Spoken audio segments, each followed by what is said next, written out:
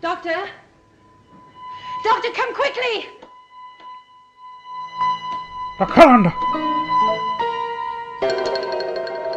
Hello and welcome to day 21 of the Genesis of Androzani Advent Calendar for 2022.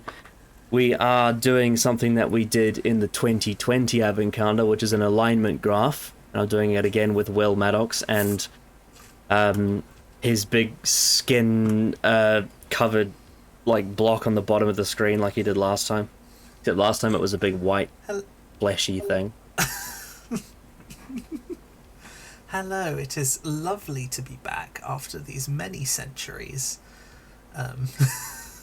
Yes, of course.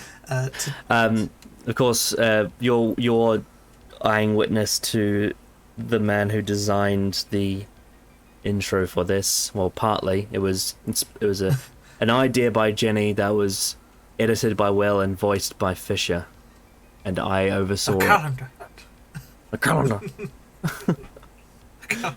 So last time when we did an alignment graph, we did the TARDIS teams and we did conflict and chill, and we were sort of discussing whether or not harmony and tension have anything to do with quality. Yeah. Which was an interesting idea. Oh yeah, and I rewatched bits of it earlier today actually, and I'm surprised at how well it sort of holds up from at least my side of things. Yeah, there's a few things I would change though. There's a few things I would put up and put down. I'd put some of the early 80s TARDIS teams up, and I'd definitely put the Chibnall ones down. Oh yeah, and a coda to it. 13 Dan and Yaz would be probably on the chill failure end somewhere. Yeah. Also, I think if I was being honest, I would have put the Perry and 6 one a bit lower, but I think I would just wanted it to be on that, like that line where the text was, where it said conflict. Hell yeah. But yeah, this time we are doing... I'm stealing your spotlight here, but this time we are doing an alignment graph on how festive a festive special may be, and if it's any good, basically. Yes, we're talking about... So rather than the conflict and chill determining quality with the TARDIS teams, this time we're doing whether or not the festivity of the specials, the 16 New Who specials that represent the Christmas and New Year specials, whether or not the festivity levels of them determine their success or failure as a special.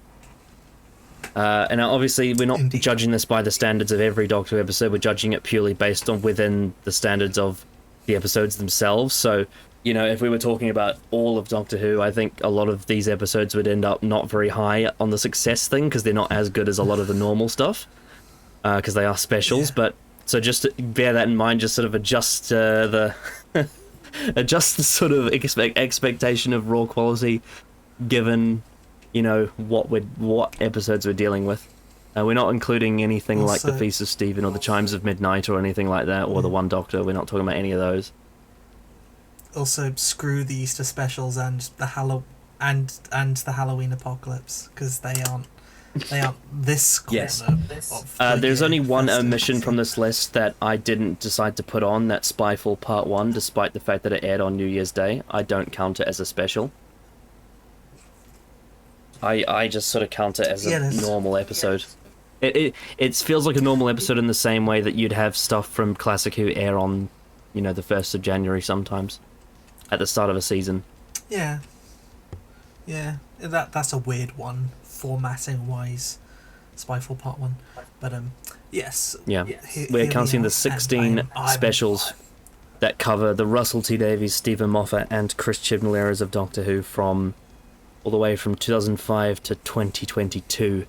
And it doesn't appear like, unless I'm mistaken, it doesn't appear like there's going to be one anytime soon, given this Christmas and the New Year's after. It doesn't seem like there's going to be an episode on either of those, so it seems like this video is going to be current for longer than a few months. It may be current until the end of 2023, depending on what Russell T Davies decides to do. Yeah. I'm intrigued. Yeah. But yes, we shall proceed with the video. R.I.P. Feast of Stephen. Yes, yes, of course. So what is your sort of idea of how festive these Christmas specials are, and whether or not they're actually a benefit on the whole? I'm generally not a festive special fan because I think they're mostly lame. But if they have to exist, I think Russell's general take on them are what I'm down for, because they sort of like they have like a festive element, of course, but they also have that realistic, down to earth thing about them, where it's like, yeah, it's festive, but it's also still like this really shitty corner of the year. But I'm not really so keen on them off that one. It's definitely, it takes it with a little bit more tongue-in-cheek, take the piss, rather than the more sort of, I would say Stephen Moffat has a very loving view of Christmas. Stephen Moffat never did a New Year's special, whereas Russell T and Chris Chibnall both did New Year's. But in terms of Christmas, Stephen Moffat was very lovingly fond of it. Stephen's specials tend to walk the fine line between... Oh, I say fine line. It walks the line between, extreme over-the-top, holly jolly good times, while also meshing that with, how depression and grief and, death can feel really crappy during that period of time, basically. Christmas Carol, Dr. Widow and the Wardrobe, Time with the Doctor, Last Christmas. Twice Upon a Time. Twice Upon a Time, yeah, they're all about, death around the Christmas time, basically, and it's a difficult line to walk, and they're two big tonal extremes that are hard to sort of find a happy medium between, and a lot of the time I don't think he really succeeds very well. And then Chibnall's specials, they're just planks of wood, basically. So well, Chibnall's are all New Year specials, aren't they? There's no Christmas. And no one gives a shit about I think with Chris Chibnall, the festivities are as minimal as they can get. I suppose we will probably see them lean more to the left side of this graph on the whole, but we'll see. They do feature some elements of it. I think there is a place for it.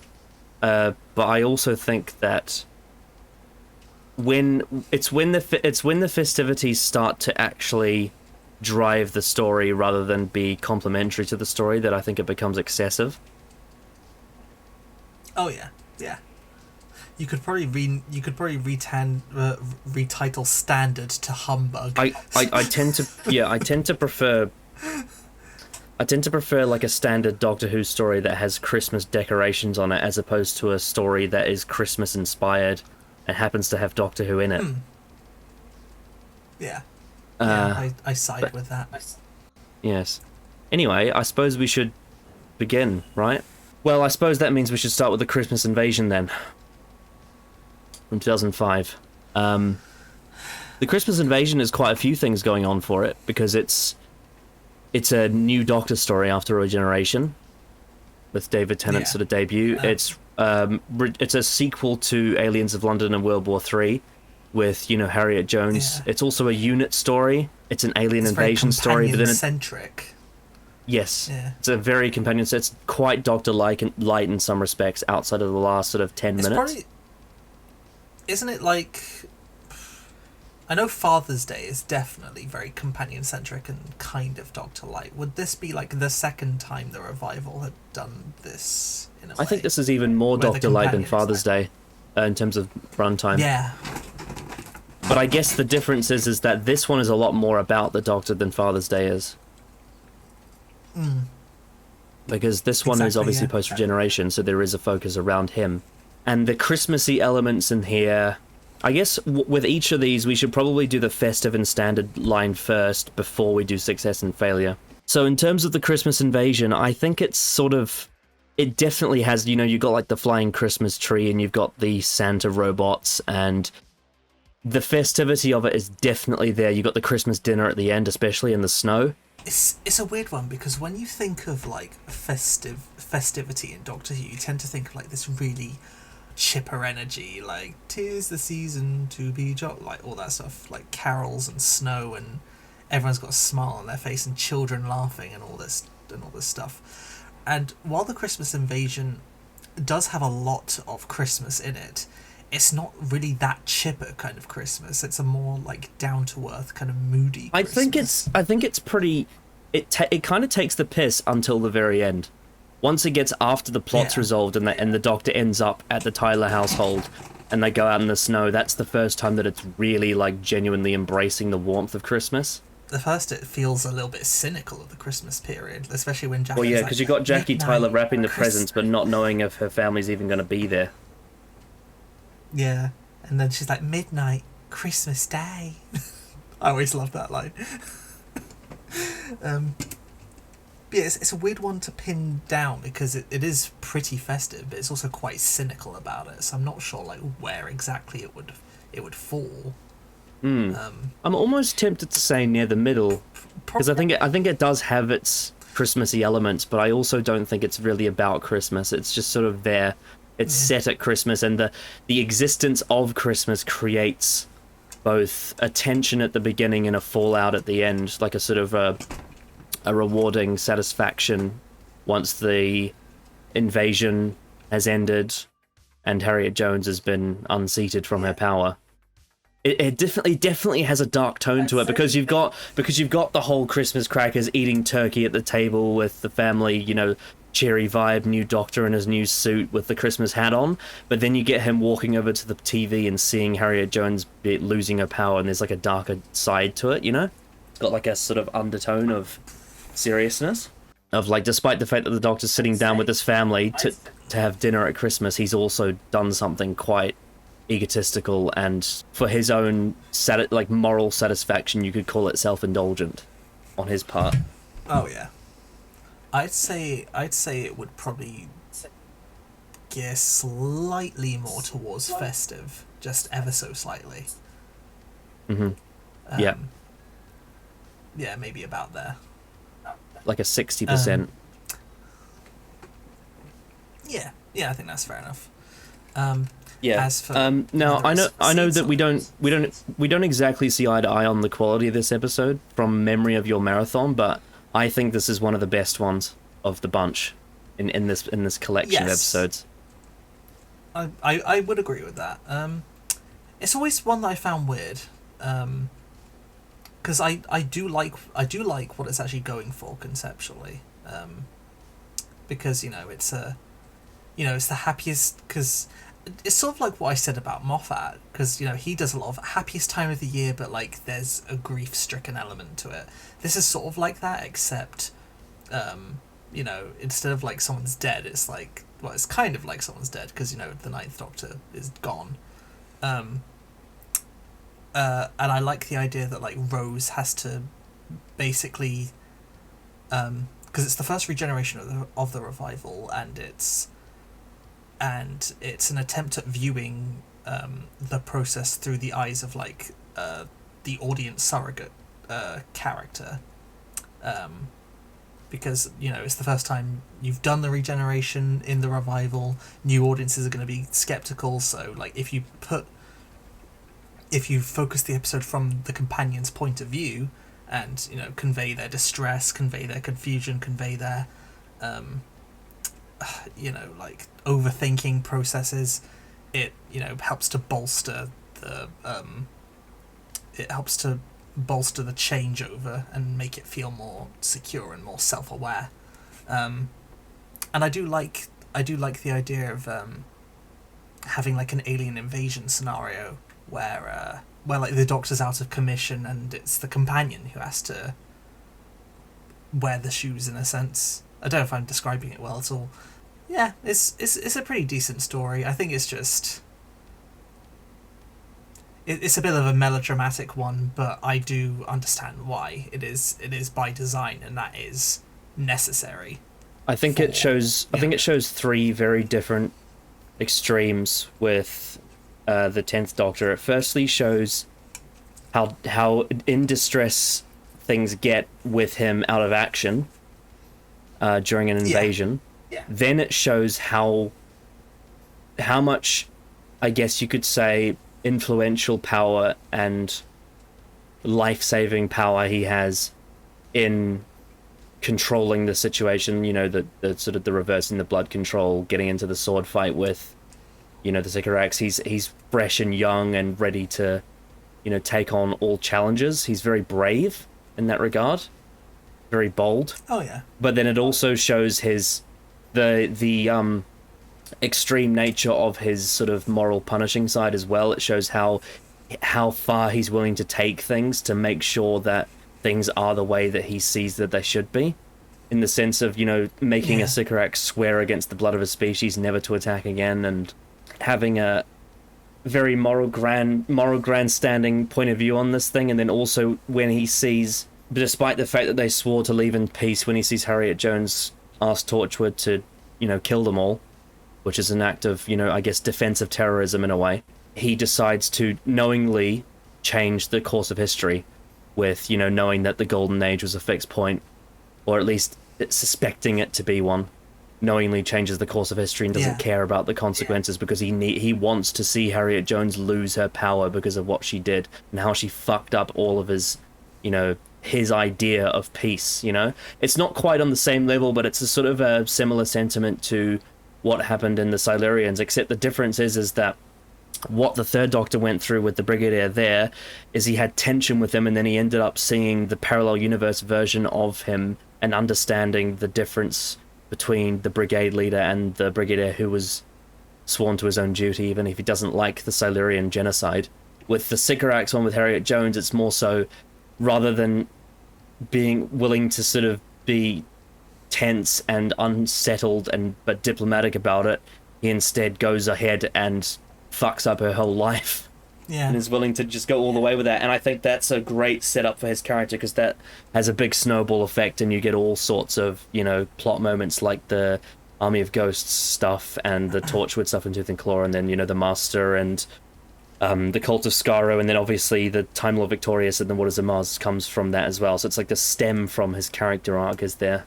And that's probably the biggest valuable thing I take from it. But that doesn't really have that much to do with Christmas. I guess if you wanted to really get the theme's inference with it, you could say that he was buying himself a present by having time shifted the way he wanted. But I think that's a bit of a stretch.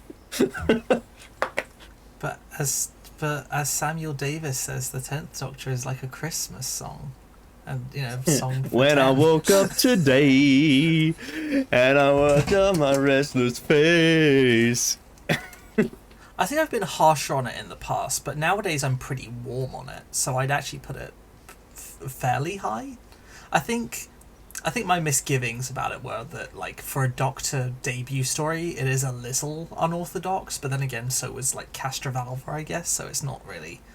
I also like Castrovalva as well, for different reasons.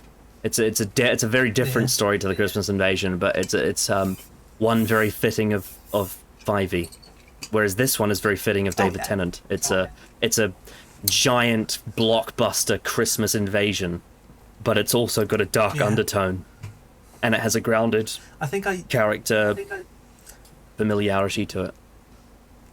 Yeah, I think I used to hate it more because I used to be like a 10 Rose anti, and I was like, oh, they're so cringe. But nowadays I'm like, whatever. Yeah, well, I think it's because I've accepted. I think some people forget that Rose is supposed to be 19 as well. Yeah. Like, she is supposed to be, you know, and also not only is she 19, but she's underdeveloped due to the lack of having a father figure. So she still has a lot of immaturity and selfishness to her.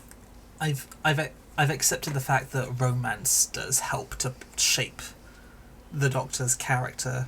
Well, it certainly helps shape her character, for certain. Yeah. Also, the whole thing of the fact that she fell in love with the Ninth Doctor, and seeing him change has upset her, and then now she's thinking, well, maybe I should go back to Mickey, maybe I shouldn't. She's having that sort of tossing up on what that, like, she's so emotionally unstable at seeing the Doctor change so drastically, and then the uncertainty about his future and, like, just all of that completely unfolding, and then how that impacts on Mickey and how that impacts on Jackie. Like, there's some really good interpersonal relationship stuff in that episode, and because the Doctor is asleep for all of that, he doesn't really witness all of that, and he isn't there to help sort it out. He just sort of comes in afterwards. And then once Rose witnesses him save all the lives, she kind of gets all wrapped up in his grand heroicness, and she sort of falls for him all over again, and she gets very googly-eyed. That's when you get that whole, scene in the snow, and he's just like, what are you going to do next? Because she nervously wants to rekindle that bond again, but with a different version of the Doctor. Yeah. One who's, younger, maybe only 5 years younger in terms of the actor, compared to Eccleston, but in terms of appearance, appears much more familiar to her than the Ninth was. I think the interpersonal character stuff in the Christmas Invasion is my favorite thing about it. And then I also personally really love the whole comedic stuff with the cigarettes as well. I think that's hilarious. There's some really good banging jokes in there too. And I think as a Christmas special, of all the Christmas specials, I like. I'm going to sound like Matt. I like its vibe the most, because I do like its kind of cynical. This day is just like any other day. It's not really that special kind of vibe about it, and how sort of doom-laden it feels like when an alien invasion seems to happen on the exact same day as like this. There's also something really there's something really interesting about the contrast of having these fleshy prosthetic warrior creature things invade a place that looks like fucking a soap opera location with fucking people in their dressing gowns on top of a building, and of course the royal family are on the roof. So. Yes, of course, the A positives, the most common blood type. Hell yeah. So have you any sort of thought? I mean, I've sort of put it up here because that's where I think it's based on what we've discussed, based on the standards of these episodes. Would you say this is fair? Yeah, I'd say that's fair. I don't think it's an incredible episode, but I think it's. No, I think it's a pretty. I don't think any of these are like top tier. I wouldn't call any of these like an all-time classic, but I think that the Christmas Invasion has some of the strongest stuff out of them, especially character-wise. I mean, it is Russell T after all. Yeah. But yeah, the festivities of it were subtle. They weren't over the top, I found, which is interesting because it's Russell T Davies and he's often called the reverse of that. But Yeah. You know how it is. But anyway, I'm gonna get killed by a Christmas tree. But yeah, on to the next one. 2006, The Runaway Bride. Another sort of don't know if you'd quite call it as monumental for the show, but in terms of the era, we're coming off the first major companion departure. Obviously, Mickey was a big one, but in terms of, Rose being the full-time companion, she's just exited, and we're dealing the fallout of that. We have another Earth invasion story, but this one's sort of harkening back to the dawn of the planet, a bit like City of Death in some respects. We had The Runaway Bride. It's also Donna's first appearance too. I'd say it's hard to say, because plot-wise, it doesn't have. It's an interesting situation because it's one of those ones where you've got a wedding at Christmas, which is a sort of thing that sometimes happens. It's a weird one because plot-wise, it doesn't really have much to do with Christmas. Like Donna's wedding could be on any other day of the year, and it would the story. Yeah, because I think originally this wasn't written as a Christmas episode. This was written as a Series 2 standard. And then it was moved back because they added Tooth and Claw in. But yeah, like plot-wise, it's not really very Christmassy, and like Christmas isn't as entrenched in the narrative as it is with the Christmas Invasion. Yeah, I guess they had the Christmas star, the Rachnos. But tonally, I would say it's way more Christmassy than the Christmas Invasion. Because, it's very comedic, it's very cozy, and, like, very... Well, then there's also the big bauble massacre at the wedding as well. The reception, I suppose. The reception of the wedding. So it's weird. I'm not really sure where I'd place it on.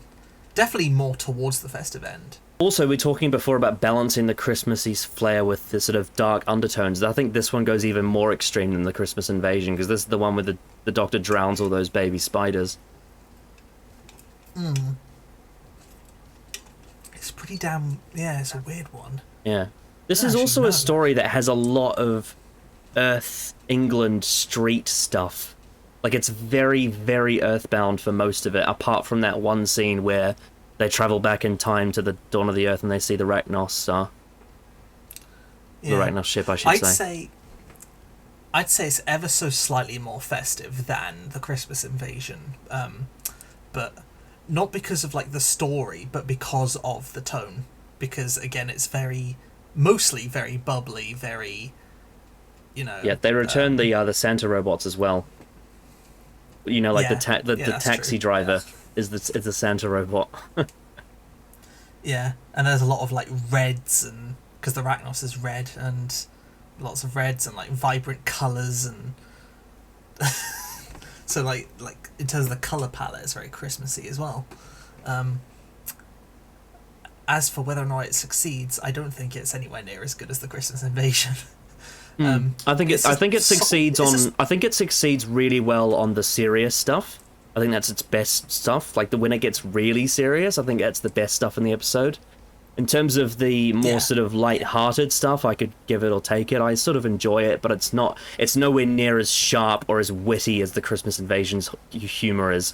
Like all of that stuff in the Christmas Invasion when the Doctor is on the ship with the Sycorax is just gold and, you know, Tennant ad-libbing and comedic lines and just beautiful, magical, iconic stuff. Whereas in The Runaway Bride, it's a lot more slapstick and a lot more self-aware. There's like the slapping his face scene, and then there's them on the segways, and there's the stuff with they definitely play this because Donna is a one-off companion in this before she becomes a full-time, and they definitely go down more of the route of the traditional Catherine Tate style slapstick sort of comedy, like the flashbacks to when she's flirting with Lance and he's overwhelmed by her and all of that stuff.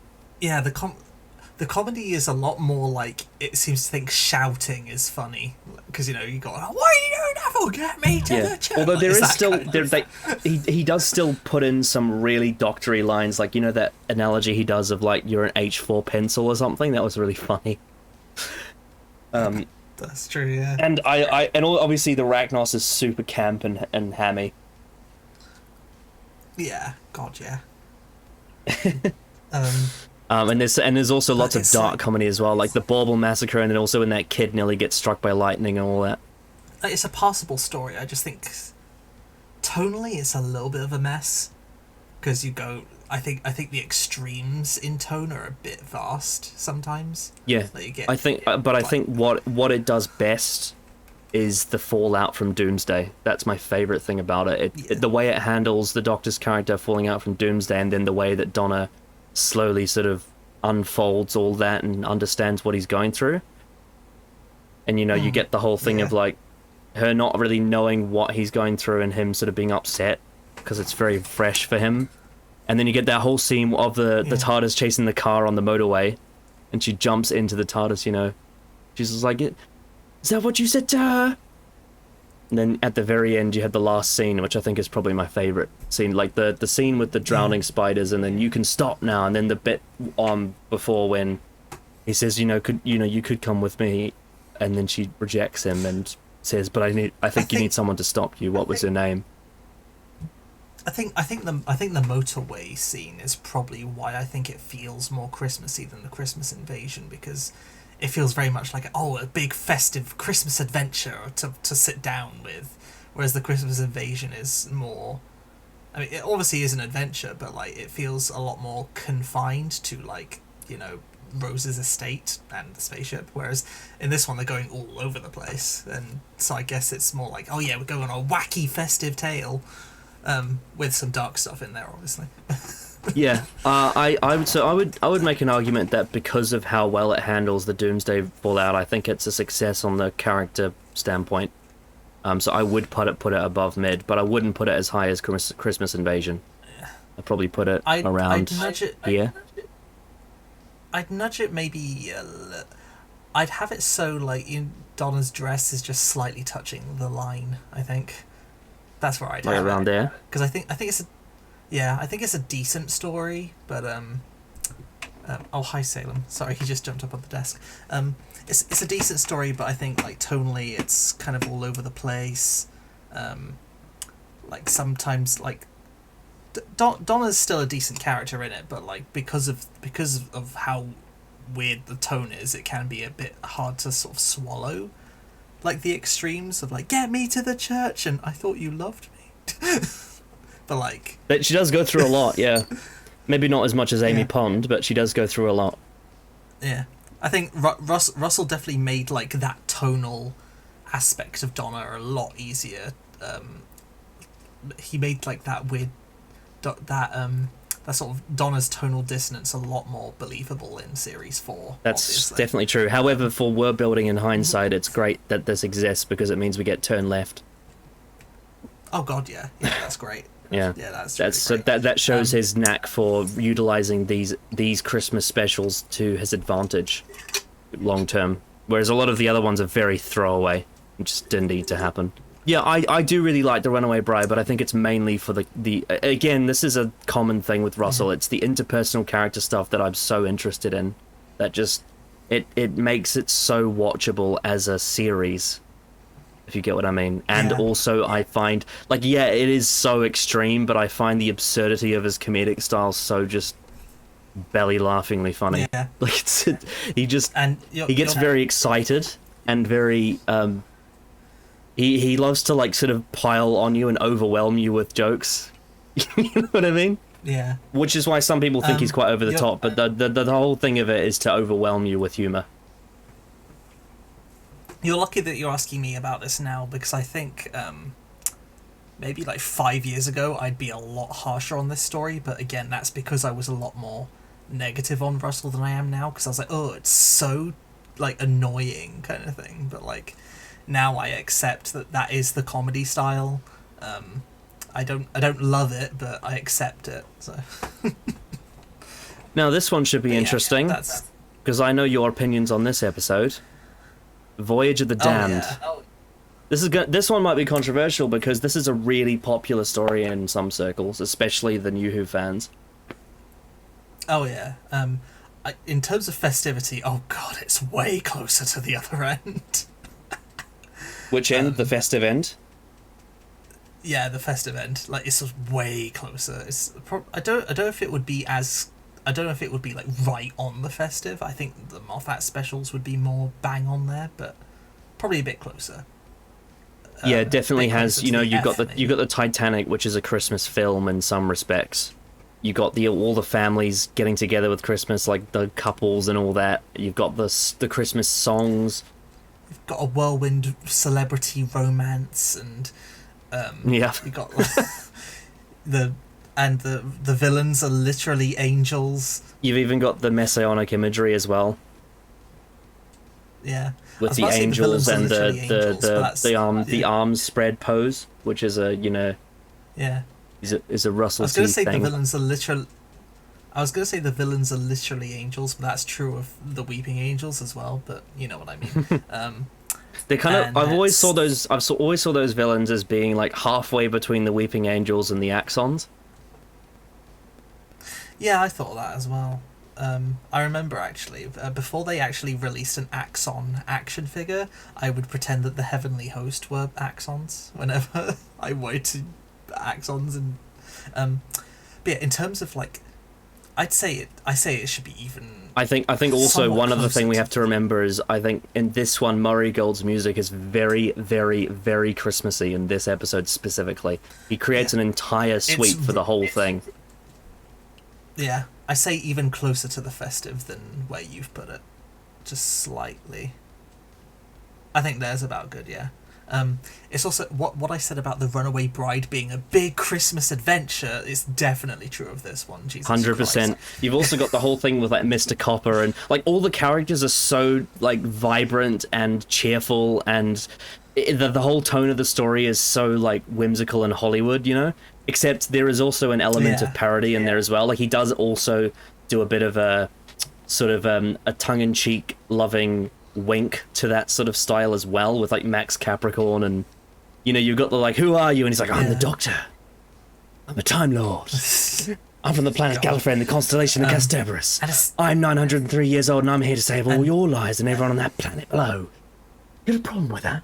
And I know this is very surface level, but McCullers just is so vibrant. It's such a vibrant episode with so many golds and, you know, pub, like the van, the I can't remember the He's even dressing couple's up in a name. tuxedo as well. Yeah, violins, like, And like that I know there's a bit at the band end when he tune. gives Mr. Copper the credit card as well. Oh god, yeah, and that final shot of the TARDIS in the snow, which is like, anytime it's whenever it's Christmas time in the Doctor Who fandom, you will probably see that screenshot at least once. Like, and it has a very sentimental ending. Yeah, it's got the bit where he basically kisses like the spirit of Kylie Minogue's character Astrid, and then she becomes like this sort of spirit coming into the stars, and sort of, you know, you can go see what you wanted to see. Yeah. Then there's bloody Banner Capolata and the Fat Family, and they all get. There's another Christmas massacre as well. Like all the characters die. If Moffat's specials didn't exist, this would definitely be bang on to the festive end, but because Moffat's specials sort of like expanded how festive the show could be, it's not quite on the really festive end just yet. Yeah, it is super festive, especially in its set design and everything. There's also the scene with Wilfred as well. Oh yeah, that's one of my favourite scenes. As for whether it succeeds at it, though, I think I sit somewhere between you and fandom on this one. I have mixed feelings on it. Because I don't. Like I think it succeeds in some respects, but I also think that. I think I enjoy it more ironically than I do unironically. Whereas a lot of people love it like unironically. They think it's a beautiful sort of fun, action-packed adventure. Jenny's like, oh, it's so epic and so like that. Yeah, bit where I know Doctor's walking JXE through loves the it as well, and so does explosions. Callum. Like JXE and Callum and all that crew, they all love Voyage of the Damned. I think Jay said the only niggle they had with it was the Jesus-y bit, but you know, whatever. For context, dear viewers, and this might change in a few years, so my future self watching this might cringe, but whatever, I'm going to stick to my guns for now. It is probably my least favourite RTD era episode at this point in time, because I do not like it how over the top it goes. I do not like a lot of the character beats in it. It's not like dreadful, but it does make me cringe, honestly. But you know, because Not even a bit of Max Capricorn. To be fair, I do like that bit where Mr. Copper is like, now humans, they worship Santa, a being with fearsome claws, and his wife Mary. And then they go to war with Turk. I like that bit. I do like that bit. But no, it's a really overdramatic story. I think there's also some people that point out the fact that the Doctor saves the Queen because the ship's about to crash into Buckingham Palace. There is one payoff I do think is like, it's really, really silly, but there's one payoff in it that I really like, is that. So firstly, you get the bit where he it's so, again, we're talking about Russell's extremes and just piling on different tones back and forth just to make you belly laugh, but you have the thing where there's the massive explosion. He walks like fucking James Bond out of a fire. He gets lifted to the heavens by the angels, and then he bursts through the ceiling like he's some goofball. Then he runs up to control the wheel of the ship, and he finds a guy called Alonso, and he says, Alonso. Like, it's just thing after thing after thing after thing. It's just so absurd. Yeah, it's like it's a very over the top, very over romantic blockbuster of a Doctor Who story, and that kind of tone is not for me. It's not what I look for in Doctor Who. I also, Kylie Minogue isn't very good in it. She gives a pretty bad performance, if I'm going to be honest. But you know, that's just me. Yeah, but I think people loved her because of the star power. You know, she's a famous person, I guess. Yeah. And I'm not really a fan of like the character. Like, I know you've explained this to me before, but I'm not really a fan of the character beat of like the Doctor, not being in love with Astrid, but being smitten with Astrid, because obviously like with the arc of like Rose being the only one for the Doctor in a sense, to the point where that's why he couldn't feel that way for Martha. But then as soon as he sees Astrid, he's like, oh, I should hold tradition. And like, I obviously know. Yeah. Well, the thing is, he doesn't really have feelings for Astrid though, the same way he did with Rose. It's not really the same thing. Yeah. It's in every respect, it's such a typical like, oh, we're standing under the mistletoe kind of romance as opposed to an actual relationship. Yeah. You've explained it to me before as like it's just like a cutesy Christmas tradition kind of thing, but I wouldn't say it certainly doesn't break the 10th Doctor's character journey. I just think it adds a minor scratch to it that I'm not really keen on, and that's why I'm not really a fan of it. But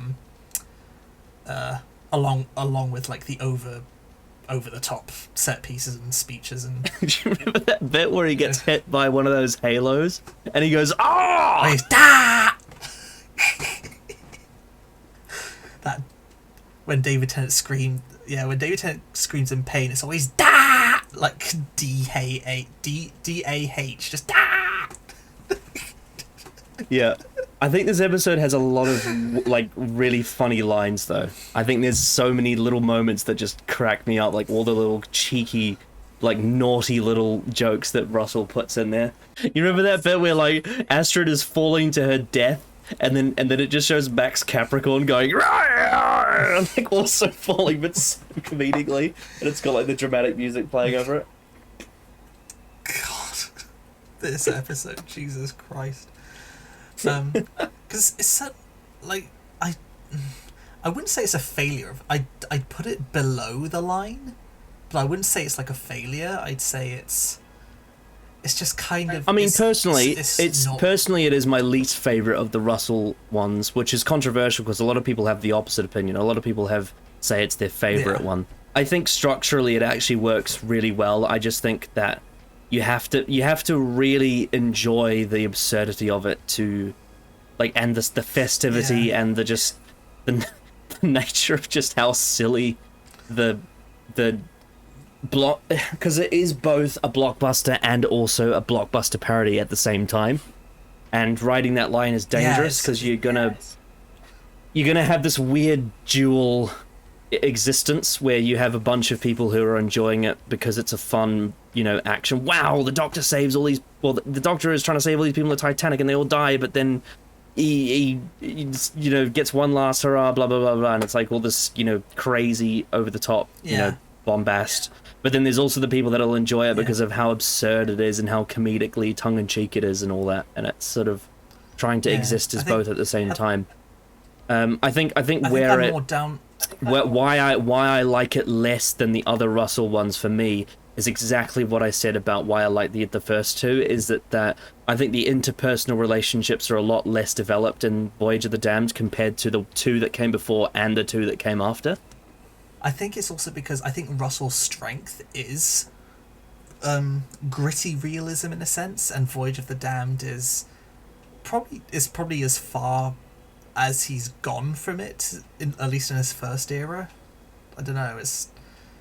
Even something like Love and Monsters, I think, is more down to earth than Voyage of the Damned. Oh, definitely. I would definitely agree with that. Yeah. Well, I think it's probably because he's not really tied to a specific, I guess, group of people in that, outside of the people he's trying to save the lives of. He's almost a loner in Voyage of the Damned. Yeah. That's where I'd put it. I don't despise. I've definitely despised it at some points. See, you're talking to me at a really opportune time, because for all of these I've been like, I used to hate this one, but now I'm just whatever. Like, that's basically. Oh, we will. Well, I think that'll change eventually once we get to the later ones for me. But yeah, this one is. This one I can enjoy this if I'm in the right mood. It's probably, I think Voyage of the Damned is a lot more fun to watch in a group of people than it is to watch by yourself. Maybe. I'd say that's true about Underworld. It's more of a party episode than it is, and that makes sense given that it's the most viewed New Who episode. It was watched by families, a lot of families on Christmas Day. in 2007. And yeah, it's definitely more of like a party atmosphere episode as opposed to like an introspective sort of thinking about, you know, the relationships between all the people and all the nuances. You know, it's a lot more sort of, this is a big event. Yeah. Yeah, I'm happy with where it's placed. I think that's a decent medium between. I think any lower than this would be giving too much credit to the ones I want to put below it, because there's a lot of ones I want to put below it. God, yeah. Right. Now the next one is a very interesting one, because I think it's the next Doctor from 2008 is sort of a bit of everything. Because in some respects, it's very festive, but in some respects, it's also not. And in some respects, I think it's a success, and in some respects, I think it's also a failure.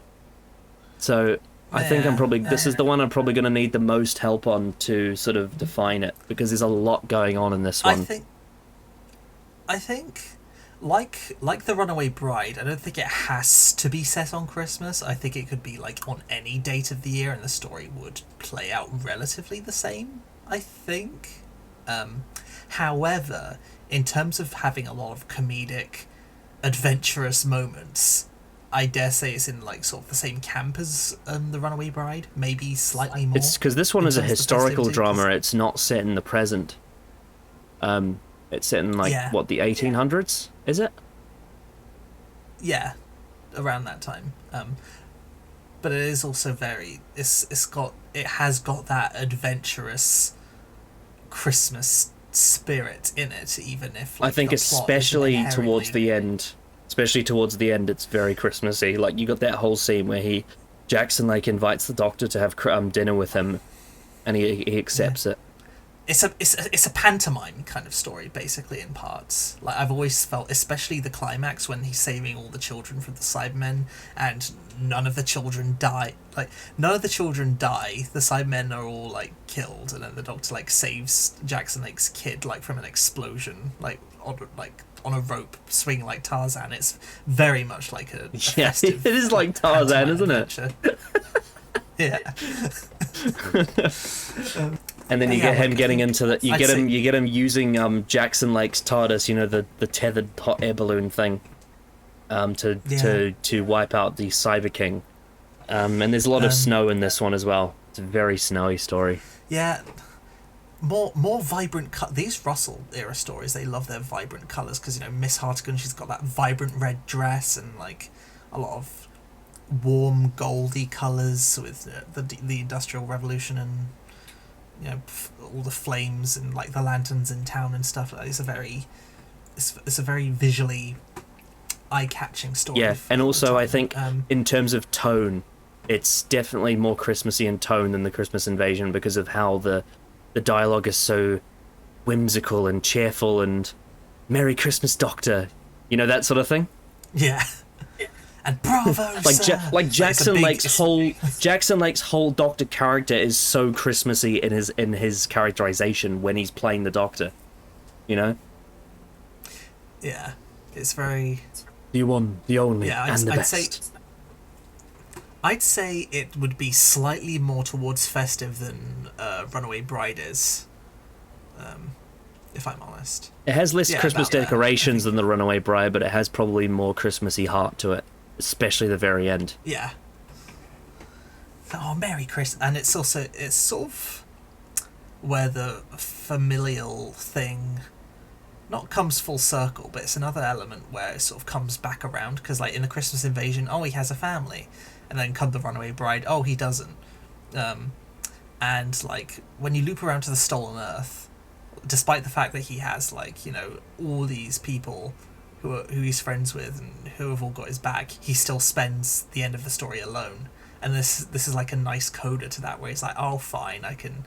This is a place where I can sit down and have a nice festive dinner kind of thing. It sort of feeds back to that familial spirit that the Christmas Invasion has. But, you know, as for whether it succeeds, I think it's better than Voyage of the Damned on the whole, but it's a very mixed bag. It's got great character dynamics between the Doctor and Jackson Lake. I love that stuff, but the Cyberman half of it is very weird. Yeah, I'd agree with that. It's got decent. It's got like a decent. It's not really a moral dilemma per se, but it's an interesting character piece. It's on definitely a personal dilemma, I think, for Jackson Lake. That whole scene where he realizes that he's actually not the Doctor and he's trying to remember who he is a great scene. And I think David Morrissey gives a fantastic performance in this episode. I was just gonna say my only criticism about it is that I wish it had more to it. I almost wish the story was longer, so like we could have more of. Well, I almost wish the Sidemen weren't in it. Yeah. Because I also would have loved. You know how you talked about the Tarzan scene. I also think it would have been a great little thing to have Jackson Lake save his son, despite the fact that he isn't the Doctor. He can still be a heroic father. I think that would have been a really nice moment. Yeah, and it's kind of sort of just prove to himself that he doesn't need to be the Doctor to be the person that his son looks up to. You know, I think that would have been a nice sentiment, that as opposed to just having the Doctor save him. Oh yeah, from the Cyberman angle, yeah, because the thing I like about the Cybus men, in a sense, is sort of like what a coldly how. Oh yeah, I think the Series 2 Cybermen are very, like, they get a lot of undeserved criticism. I think the Series 2 Cybermen are actually very, very good, but it's just in this story they don't use them in the same way. Yeah, because in Series 2 they feel like this really cold, cutting edge, very unfriendly technology that, you know, that feels really cool. But then when you get to the next Doctor, it's like, oh, they're these pantomime villains, boo, hiss. Like, they do have some effective scenes, like in the graveyard, but, like, you know, when they're rounding up the kids and, like, forcing them to work and, like, overseeing them, and it's like, we want a Cyber King, it does feel very much like... It does very much feel like you've gone to the pantomime and Cybermen are in the story. Like, and I don't think that kind of tone is a good fit for the Cybermen, or really any Cyberman in general, honestly. So it does feel a bit weird. Yeah, I think I've always sort of landed in terms of success and failure somewhere in the middle, because it's a bit of both.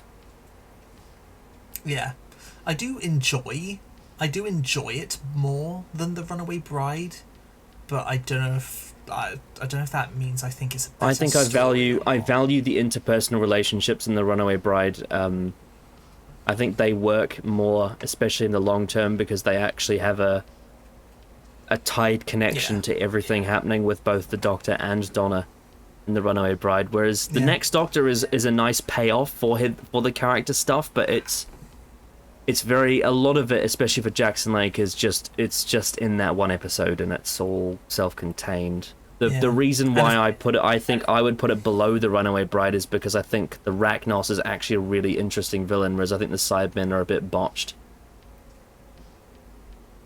I can get down with that, yeah. Maybe I'd bump it a little higher, but, you know, maybe have not that high. The thing is that they sort of just need to see Jackson Lake's face. That's fair enough. He's eyeing up Donna's wrist. Yeah, I think that's a fair placement. As for what's now we move on to the one. This is going to be a unique one, because this is both a Christmas special and a New Year's special. So we have to sort of judge it on both respects, in a sense. Yeah, I forgot we were doing New Year's, actually. Honestly, I think in terms of festivities, this one is actually pretty low. Unless I'm missing something. You get the Wilf stuff with the reindeer head stuff, and you get the John Sim eating a Christmas turkey, and you get you know, some of the Christmas present stuff with Donna's family. And then with the New Year's, you get the whole thing of him seeing Rose on New Year's Day in 2005. And that's about it. Everything else is very standard Doctor Who special attraction. Yeah, I think it might be the least festive of the Russell ones, actually. Yeah, because literally in the events of the story, like it is set. Is it set on Christmas Day? Well, a bit of it is, isn't it? I can't remember, but yeah, possibly. I'm not. But like 100% sure. That doesn't really feed in. That doesn't really feed into it. And tonally, it doesn't feel like a big epic pantomime adventure like, you know, the Next Doctor or the One Away Bride does. It's a very, I mean, there are campy elements to it, but the story itself is very.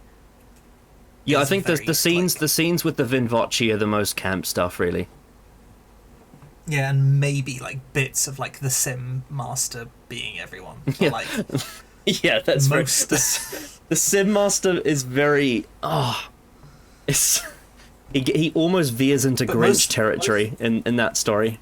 Yeah, but mostly it's a very introspective, very melancholy, coming to terms with your own death kind of story. Yeah, I'm almost tempted to put this on the left side of the spectrum, because I think it has festive moments, but it's not really a festive story, is it?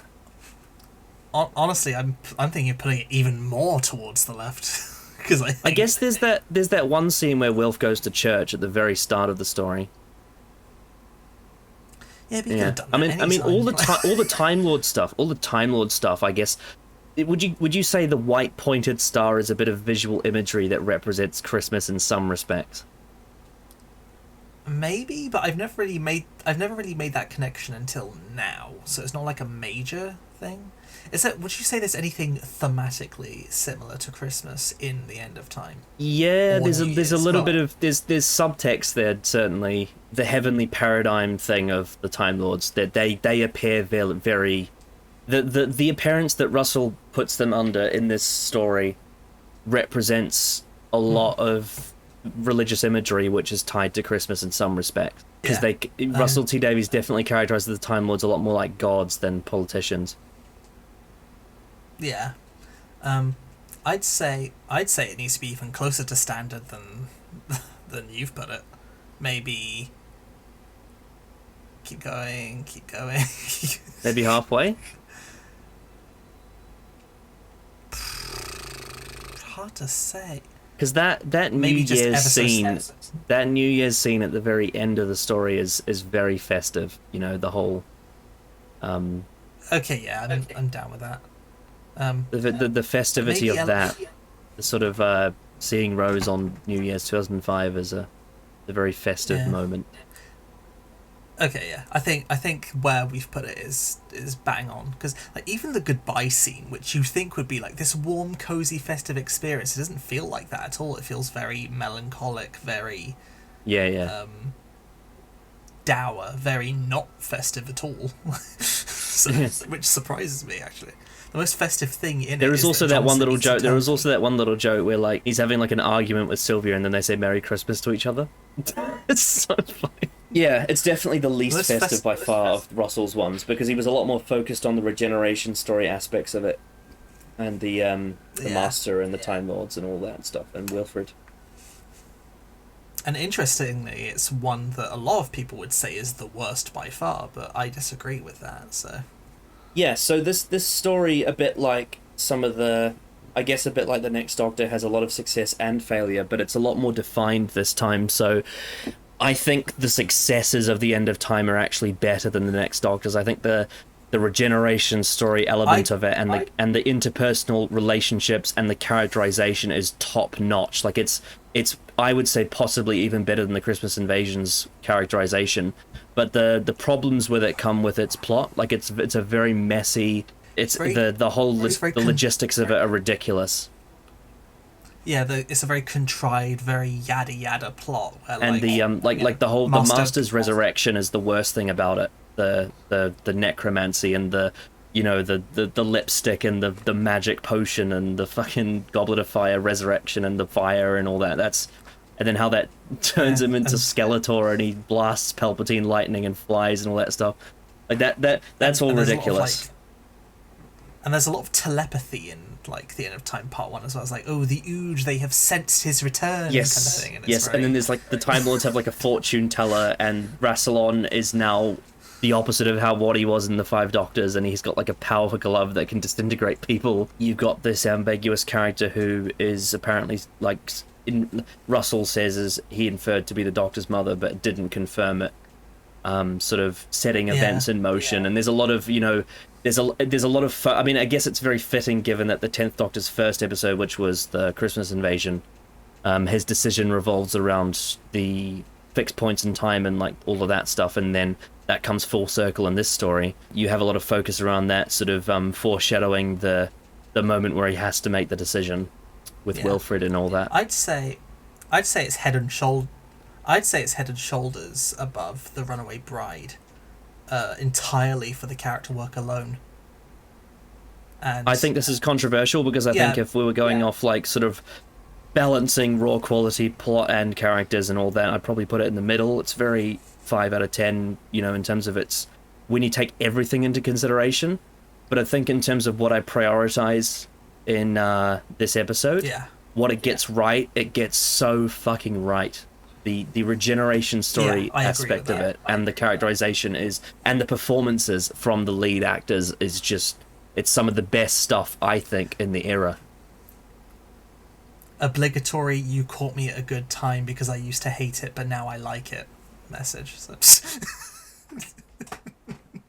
yeah, you've like corrupted me. And a lot of people I think misinterpret the Fornox scene as well. They don't really understand the point of view that it's taking. Like, they miss out the element that the Doctor has a self-loathing over the fact that he has to make these decisions, and he hates that he's been given that's the atheist point of view that Russell T puts on the Doctor post Time War, is the sort of, now that he's the only Time Lord left, he is one of the most powerful figures in the universe, but he also doesn't want to be. He hates having that much power.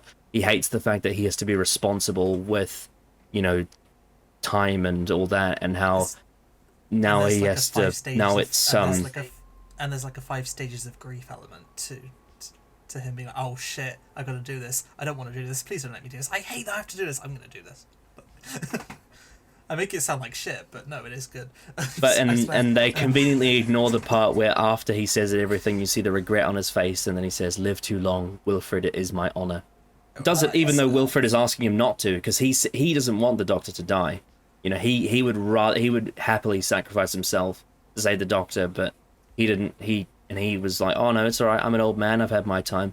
Anyway, I know I'm kind of the opposite to Dylan like that, because Dylan loves his 6-parters with intricate plotting, and felt like and the characters just have to be entertaining. But even as a big Classic Who snob, I always value the character work kind of first and foremost. Not saying that plot is irrelevant, because plot is important, but I think in the End of Time. Well, yeah, because if we were just talking about the End of Time as a Doctor regeneration story, with talking purely about the Doctor and Wilfred as characters, I think this would be at the very top for me. But when you take everything else into consideration, like the plot, the ridiculousness of the resurrection and the Master turning himself into all the humans, and I mean, from a character point of view, it's understandable why he wants to. All the motivations are there. It's just the logistics of how it all happens is a mess. Yeah, the plot is kind of like a broken dumpster fire, but it's like he served us like a delicious Christmas roast dinner on broken crockery. That's what it's like. Yeah, that's a good point, actually. That's what the End of Time is. And like, it falls on the floor, but you're like 5-second rule, you pick it up and you taste it, and it still tastes great. Yeah, and it's the best chicken you've ever tasted, or something like that. I don't know. And it's sort of left like a gravy stain in your carpet, but you don't mind. So. Yeah, and then in terms of, I mean, I guess this isn't necessarily festivity, but given that it's New Year's Day and it gives you a new Doctor at the end, I guess that's kind of fitting in a way. Yeah. It gives birth to a new baby boy, Matt Smith. Oh, yes. Yes, it does. He revisited his Virgin Mary one last time. Yes. Rose. I don't know. Yeah, that's Russell era. That's RTD1. It'll be interesting to see if the end of 2023, if he does a Christmas, or the start of 2024, he does a New Year's special.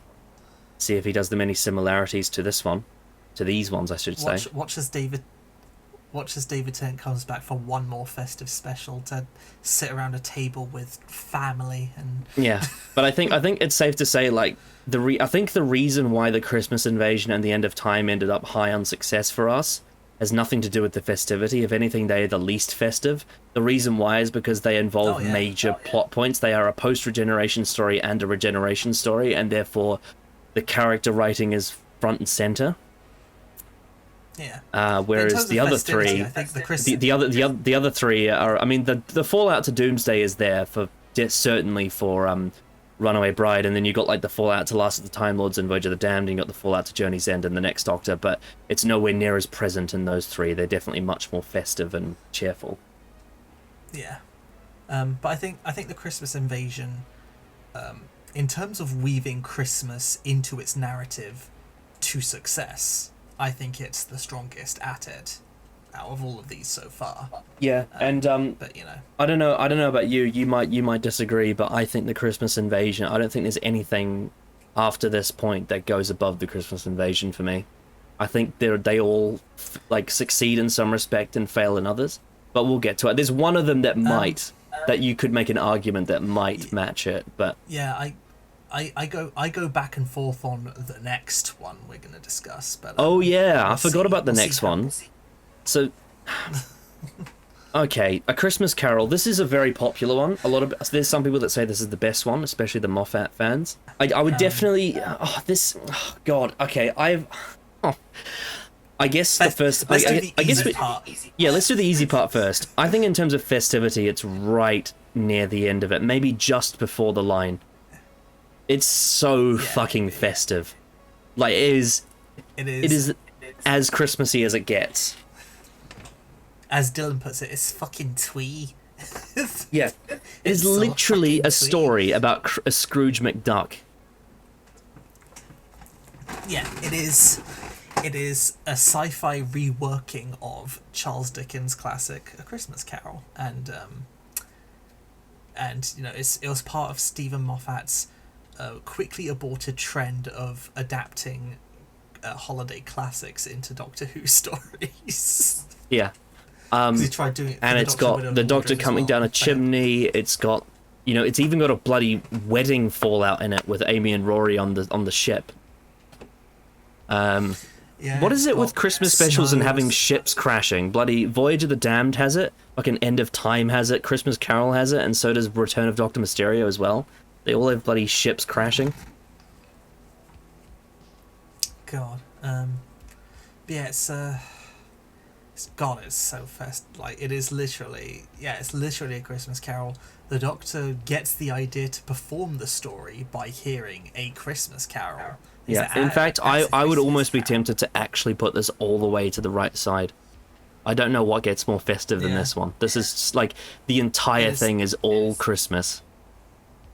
The only thing that might have a point above it is maybe Time of the Doctor, but even then I don't know which one is more festive. Well, I mean, Last Christmas has Santa Claus, and then The Doctor Wit in the Wardrobe is also very Christmassy. I mean, all the Matt Smith ones are probably towards the right side, really, apart from maybe the Snowmen.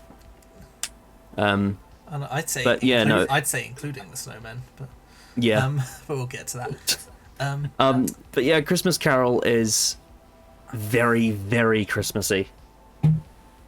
It's like Voyage of the Damned. It's got its celebrity guest in for a love for like a whirlwind swooping romance story, and it's got like you're reforming a bitter curmudgeon to get to his heart of gold, and like it's like a celebration of like getting to the child inside the bitter old man, literally, because we literally go back and visit his past self. And Matt Smith is... this is the first time that I mean, The Lodger does do it a bit too, but this is one of the first examples of the 11th Doctor being very Flanderized and over-sentimentalized. Yeah, this is him being like, oh, I am the guardian of children everywhere, and I'm like... It's that kind of energy. As for whether it succeeds, oh, that's hard. Because it is a very... I think I'd have to rewatch it, actually. I probably... It would have been smart of me to rewatch the episode before we did this. I think it's like... I think in terms of its presentation, it's really well done in terms of like production and acting and like music. It's very, very well produced.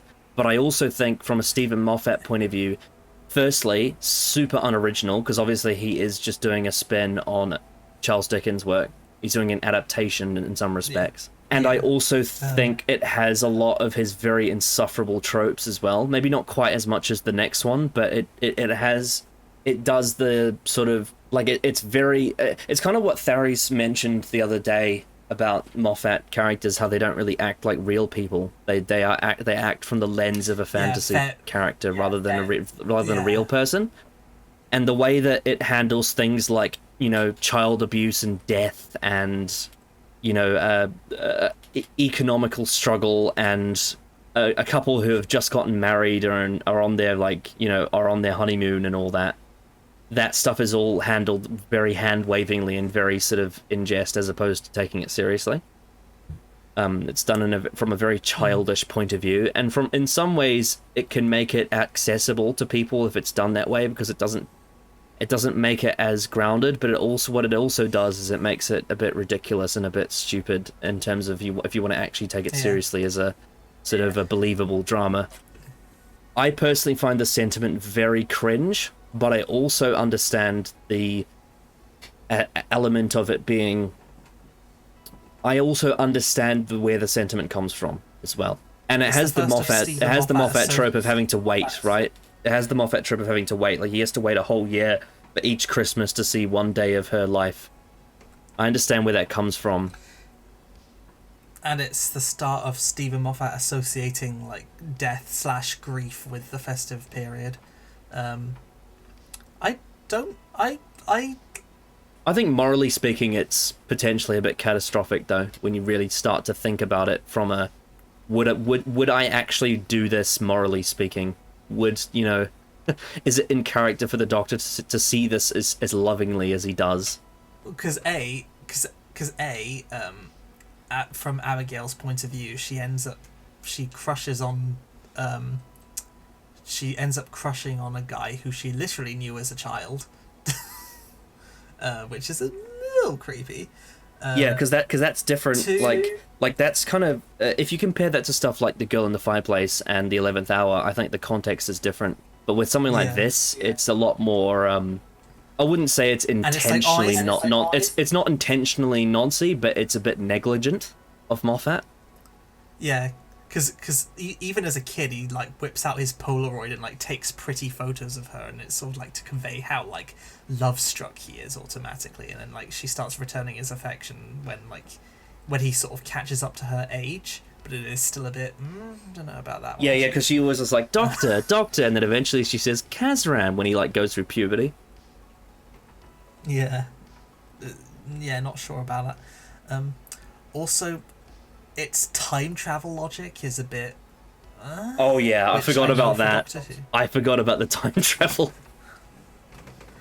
Because I know Doctor Who has always had a kind of iffy relationship with time travel logic. Sometimes it means something in different stories, like the rules can be different.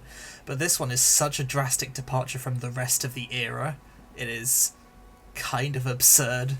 Because this era really loves to stress the importance of fixed points. And like how time is unalterable, except then time can be rewritten or something.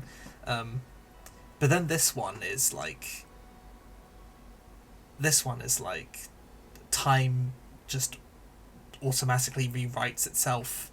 This is the most time can be rewritten of all of Stephen Moffat's time can be rewrittens. Yeah, basically. And sort of like the 11th Doctor is sort of characterized as this sort of like shipper of these two characters, and the whole idea of it being that if he's able to build this romance between them, he will resolve his abusive ways that it was, done by his father, and he will no longer hoard money from people who need it. That kind of sentiment is just so sickly sweet, and I find it very difficult to believe, I guess you could say. Yeah, but the 11th Doctor that being said, like, as much as I dislike the narrative of this episode, I think given how well the visuals are executed, I think the best thing about it is how good the setting looks. Like, it's so believably different to Earth. I think in terms of a pastiche, it's pretty successful. I think in terms of a Doctor Who story, though. In terms of Doctor Who story, though, it's a bit because again, the time travel logic is a bit if. I can swallow it, but it's a bit if. And like, if you're in the mood, if you're willing to swallow like the big fantasy pill, I think you can work with it. I'd say maybe about on par with The Runaway Bride in terms of a success, but like no higher than that. I definitely prefer The Runaway Bride and The Next Doctor over this because of how well it does the characterization. I think the character, this is the Stephen Moffat thing, right? Because I think the characterization is actually one of the weakest things about The Christmas Carol. Yeah. Do you want to meet like halfway between where I said it was and where you think it should be? So. Maybe. I think it should be slightly below Voyage for me, but I also like the idea of this festive. You know how we talked before about how what was it, the bloody Colin Baker and Perry being on the line of the conflict, and then Colin and Mel was on the chill. I like the idea of Festive being on top of A Christmas Carol. Yeah. But whether that's at the top of it or at the bottom of it is the question. Yeah. I think it's more at the bottom of it because I'm softer on it than you are. I'm not in love with it. I used to love it. I used to think it was a brilliant story, but the more I've donned my critical thinking hat over the years, the more I've been like, it's a bit of a huge pill to swallow. Yeah, I'm almost tempted to do this just because aesthetically it looks better with the text at the bottom of it. But yeah, I think where it is now, it's below The Next Doctor and The Runaway Bride and above Voyage, which I'm not. Yeah. I wouldn't inherently. I would rather watch Voyage of the Damned personally because it takes the piss out of Christmas, whereas Christmas Carol is just like in love with Christmas, and I hate that. But I'm willing to accept this placing for now, given that I haven't rewatched it in years. It's a story. I respect the craft of the story, and I respect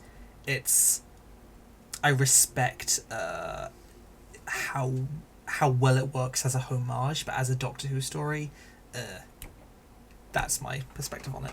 Yeah, I think it would be fair to say in terms of characterization, I think it's the weakest so far, and I don't think that's a surprise because of Russell T's talents being a lot more developed than Moffat's at that sort of thing. In contrast, I think you could argue that Voyage of the Damned has a lot of very, like, it doesn't, so I guess it's not as sincere as A Christmas Carol in its sort of mission statement. It's a lot more, I don't know, it's hard to explain really because it's more of a disaster movie that indulges in, like, vicious moments as opposed to this, which is you trying to be this sort of really sincere, loving view of Charles Dickens. Yeah. Yeah, I mean, I would personally put it lower, but I'll just leave it there because I haven't watched it in a long time. Now, the next one, I think we'll both agree on, and you've watched bits of this recently, haven't you? The Doctor in the Wardrobe. I rewatched the whole story recently for a video that will be on the Universals. You said this is day 22 of the calendar, isn't it? Day 21 of the calendar. So my video on the Doctor, Widow and the Wardrobe will be out on the Universals in 3 days. Go watch it.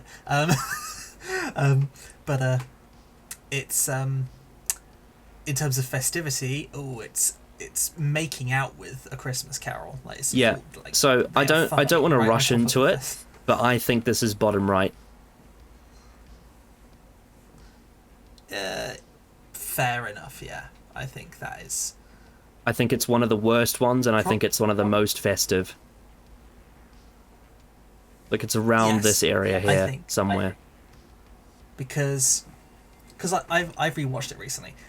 It is the second time Stephen Moffat tried to do a pastiche for a Christmas special, but unlike A Christmas Carol, it completely flops. Like, allegorically, it is a complete fucking... In fact, I think I would shave it just slightly away from the festive line, but I'd put it at the bottom of failure. Like, in terms of its quality, it is the bottom tier trash. It is diabolical television. I guess maybe you could argue that some of the visuals look alright. Like, visually speaking, it's not a badly produced bit of television. Some of it looks a bit cheap, but a lot of the, you know, the settings and locations are believable, but the actual story itself, the narrative, is a disaster, and the characterization is atrocious. Yes. As I was saying, as like a homage to, like, a pre-existing story, unlike A Christmas Carol, it is a complete misfire. It does not work at all allegorically. As a story about grief, it feels like it's going somewhere, and if it actually had the balls to commit, it could work, but it fucking doesn't. It completely turns around and just goes for, like, a cutesy, oh, you don't have to, like, work through grief, you don't have to muster up the courage to, you know, tell your kids that their dad is dead. You don't have to bear the responsibility of... Because it's a story that celebrates motherhood, and in a story that celebrates motherhood, it doesn't have this widowed single mother... It doesn't celebrate, like, the hardships of motherhood by having this widowed single mother tell her kids that their father is dead. It just pussyfoots out of it because Christmas. And that is such a big missed opportunity, and I hate that. Narratively, it feels like a waste. Like, nothing really happens in it. It feels like it should be like you know, one of those Doctor Who annuals that has, like, John and Gillian in it. This is a story that feels like it belongs in one of those. Yeah, and also because there is so... It's a thing of, like, Stephen Moffat was so busy at the time, he should have just given the slot to someone else. Like, he should have just given it to, like, Paul Cornell or Neil Gaiman or something. Someone who could actually do respect to a Christmas special while he was too busy to do it. Yeah, and it's... The 11th Doctor is so flanderized in this. Oh, he's fucking awful. This is one of his worst characterizations in his run, I think. I think he's so bad in this one. We thought he was like a cutesy, like, child-friendly ambassador for Christmas in the last one. That has fucking nothing on this. Oh, yeah, no. He's a genuine... Make a wish. He's a genuine idiot in this episode. That scene with the hammocks is so cringy. Make a wish, and also I return favors now. I don't like I know I'm gonna sound like such a classic Who snob, but I kind of miss, like, fucking Tom Baker when, like, he'd just piss off and, like, the characters would never see him again. But Matt Smith is like, oh, I'm returning all these favors to you. Yeah, God, it's so terrible. I love the way that Christopher Eccleston interacts with that kid in Aliens of London. That's the way I think that the Doctor should be, you know, just beat it. Yeah, pretty much. And, like, its celebration of motherhood is so clunky and, like, cringy. Oh yeah, the fucking uterus time vortex machine is ridiculous, and, like, all the acid rain plot mechanics are just, oh my God. The fucking trees with the faces on it, and, like, the way it... Did you know, women, that, like, your strength comes from your capacity to bear children, to mother children? So, if you're a woman who does not want to mother children, fuck off, I guess. What is this this story's, like, approach to femininity is a bit iffy. It's very, very, very strange. And then fucking they use the mother's uterus to travel in time and save their dad from a plane fight in World War II. Yeah, it's bad. It is very bad, and then there's the scene where he goes to revisit the ponds again, which again I hate that he goes back to them. Like, I liked their exit in the God complex. And the fact that he goes back to them again, and then he's like, there's that scene where he's just like, oh, I'm letting out a tear, and it's just so sentimental, and I hate it. I hate how I hate how robotic that scene is, because the Doctor, like, they'll say, "I'm crying," and he wipes a tear from his eye and he stares at the tear and like it's the first time he's ever the dynamic between him and those companions, it feels so weird now that he's been changed like this as a character, you know? It's so bizarre how just seeing the Ponds with the like Series 7 Doctor is just so weird. The Series 7A Doctor, I should say, because that's different to the 7B one. Yeah. Also, it's amusing how pond-phobic both of these specials are, because they're barely in either of them.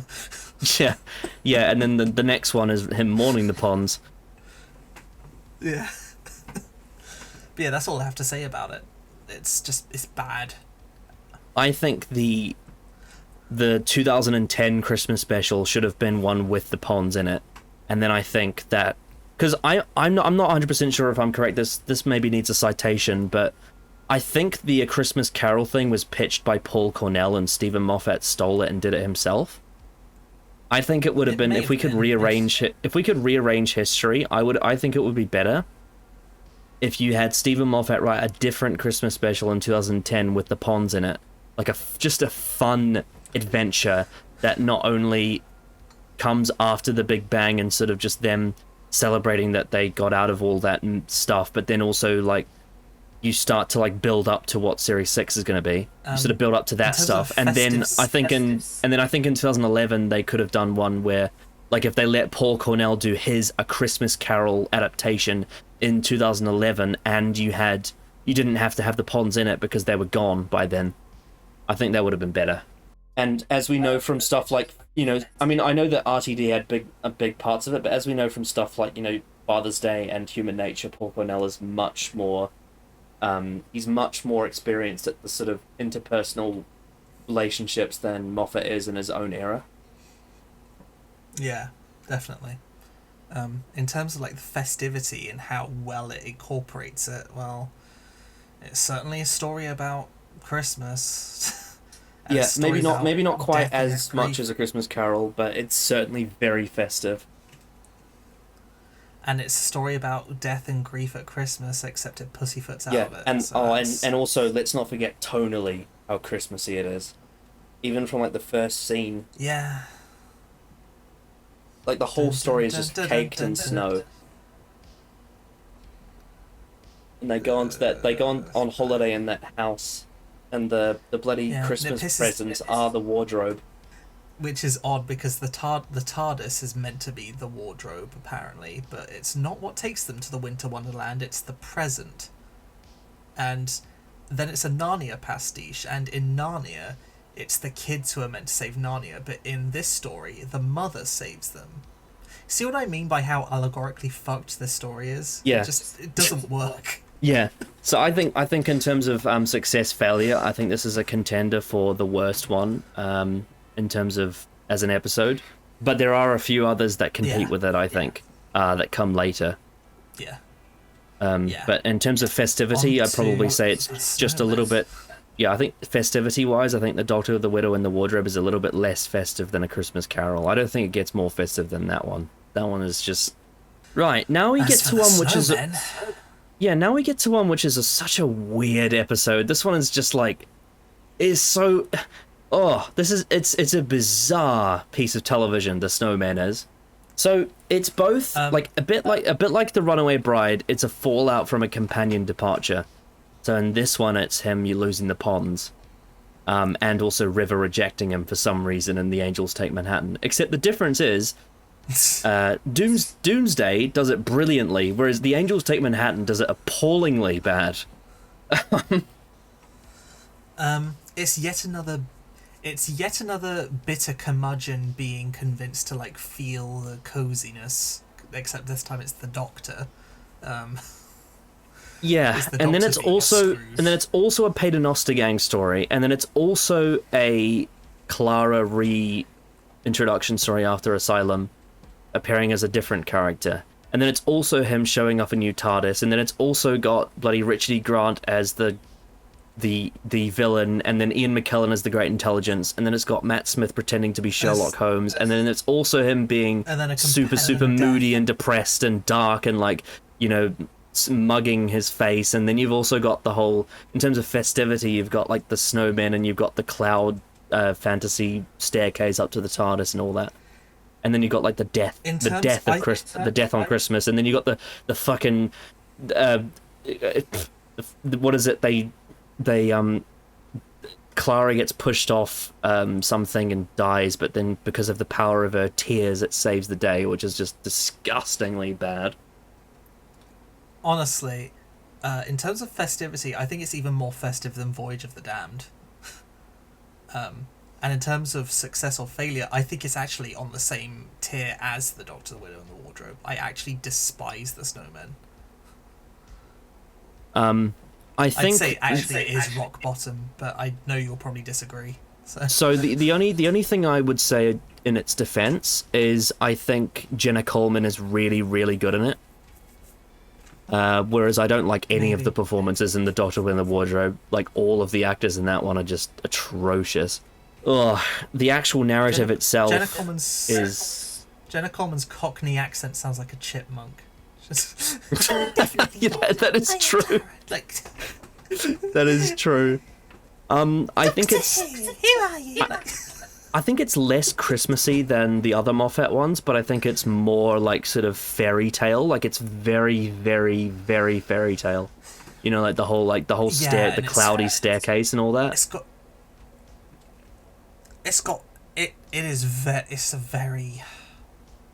It's such a horny fucking story because it's so. Oh yeah, I forgot about that. So over romantic. And also, much like Widow and the Wardrobe, so... Smith's characterization is appallingly bad in The Snowman. Like, he is dreadful in that one. Yeah, like, it is so... There's a lot of convenience, like the one-word test scene where Clara, like, guesses exactly the word that will get the Doctor into action again. There's, as I said, reforming the bitter curmudgeon to have it like a soft heart again. There's a lot of romanticism in it with, like, oh, this girl, like, she goes to investigate this man, and then they form, like, this cutesy bond, and then she's ripped away from him, but it's okay because they cry sweet tears, and it's bad. And it's also Victorian. It's also Victorian era, so that intrinsically feels kind of Christmassy in itself. So it's got fucking Sprax in it as well. Yeah, it's got the snowmen are villains, which is fucking dumb. Yeah, and also I think it's a big kick in the balls if you're a Troughton era fan, because of the great intelligence and the abominable snowmen. But they're actual snowmen this time. They're like actual snowmen as opposed to Yeti. It's bad. I'd put it deserves to be on the bottom just for that, but you know, I know you'll defend it. I think my argument for it being above Doctor Widow in the Wardrobe would probably be, is that it doesn't, the morals aren't as catastrophic. Like the morals around the motherhood stuff in Wardrobe, I think, is worse than Snowmen. Yeah, that's fair enough. Yeah. And Jenna Coleman is genuinely trying really hard in it. Like she's so much more. I guess she's not really characterized well, but in terms of her personality, she's so much more defined than she is after. Like in Series 7B, when she's just this bland, you know, just whatever she is, babysitter. She's just this bland, ooh babysitter in 7B. I hate how whereas in this one, she actually has something. She's so infantilized in Series 7B. It's like, she's so doe-eyed and, oh, I'm just a casual 20-something who doesn't know how to use the internet, and I look after kids, and I'm so waifu bait. It's just, I hate it. Yeah, and also the Snowman has that stupid thing of, like, the Paternoster gang are like, where have you been, Doctor? And he's just like, I told you, I've been away for a while. You know, like that kind of grit. Matt Smith's pissy acting is not very good. There's that bit where Vastra calls him on the phone and he's like, yes, what? I'm trying to read. It's like he's trying to be Ebenezer Scrooge on stage or something. And then that scene where he's wearing the Sherlock Holmes outfit in the Great Intelligence Room is so fucking cringe. It's painful to watch. Yeah, it's a lousy. I know it's quite a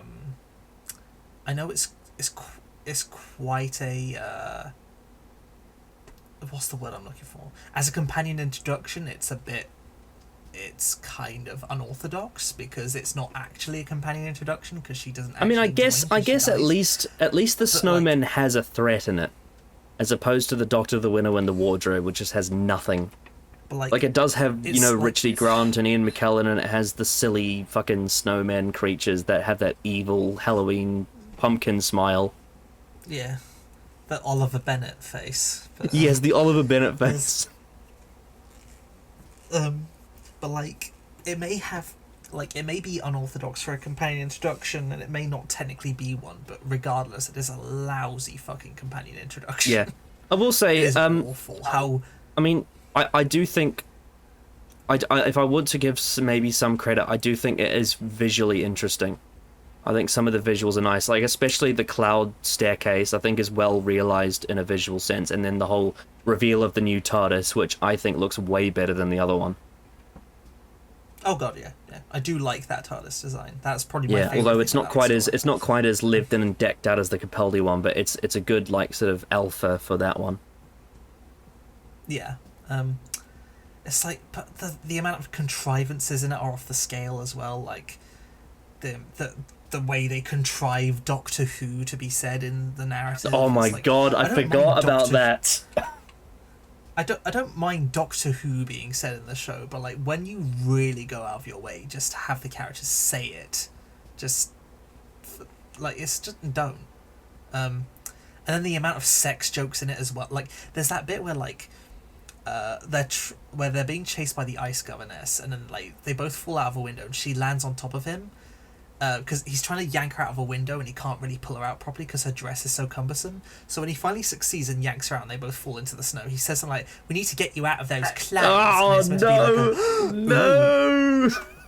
It's meant to be one of those like really like, oh, he didn't mean to say that, but he'd said it. Wink, wink, nudge, nudge. I hate it. I hate that Moffat.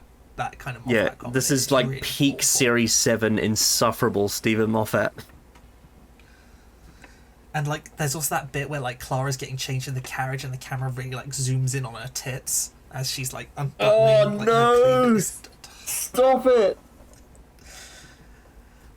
Am I reminding you of all this shit? Yeah, you are.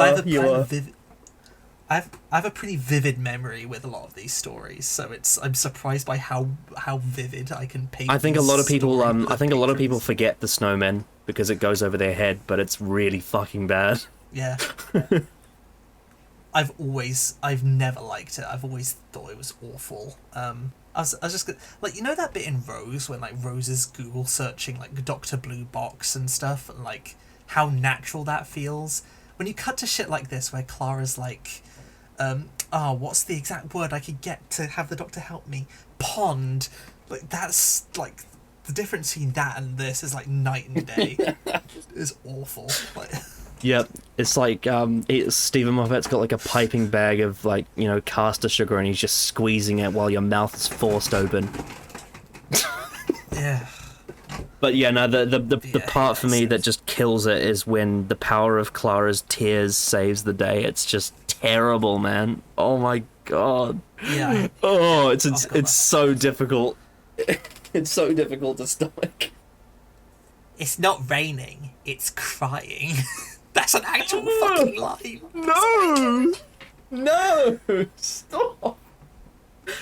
I guess it does a narrative linking between Angels Take Manhattan and Bells of St. John, but both links are trash, and both episodes are links to a trash. So there you go. Yeah, and you know, as a Troughton stan, I am offended that. It also wastes Richie Grant as well. Yeah, and Ian McKellen. How could you waste Ian McKellen? Yes. Oh my god, Ian McKellen doesn't even have an on-screen role. He's just a voice role. And then you've got the stupid, annoying ending where it's just like, oh, I know what to do, and then it cuts to Clara in the present day in the same graveyard, and she turns around smugly and talks to the person she's talking to. I'm not afraid of ghosts. It's like oh my god, the fucking run you clever boy shit. Oh. It's almost like they were trying to make that. They were trying to make that like Stephen Moffat watched Game of Thrones he read the Game of Thrones books and he saw like the "you know nothing Jon Snow" thing, and then decided to do that with Clara's catchphrase. That's something Hugh despises about the snowmen, because like there's a couple times in the story when when Dr. Simeon first meets Vaster and Jenny, he says that like, you realise that Sir Arthur Conan Doyle is like writing some stories based on your exploits, don't you know? Like implying that Sherlock Holmes is based off Vaster and Jenny. Oh my god, no. Ooh, and then, it's so self-indulgent.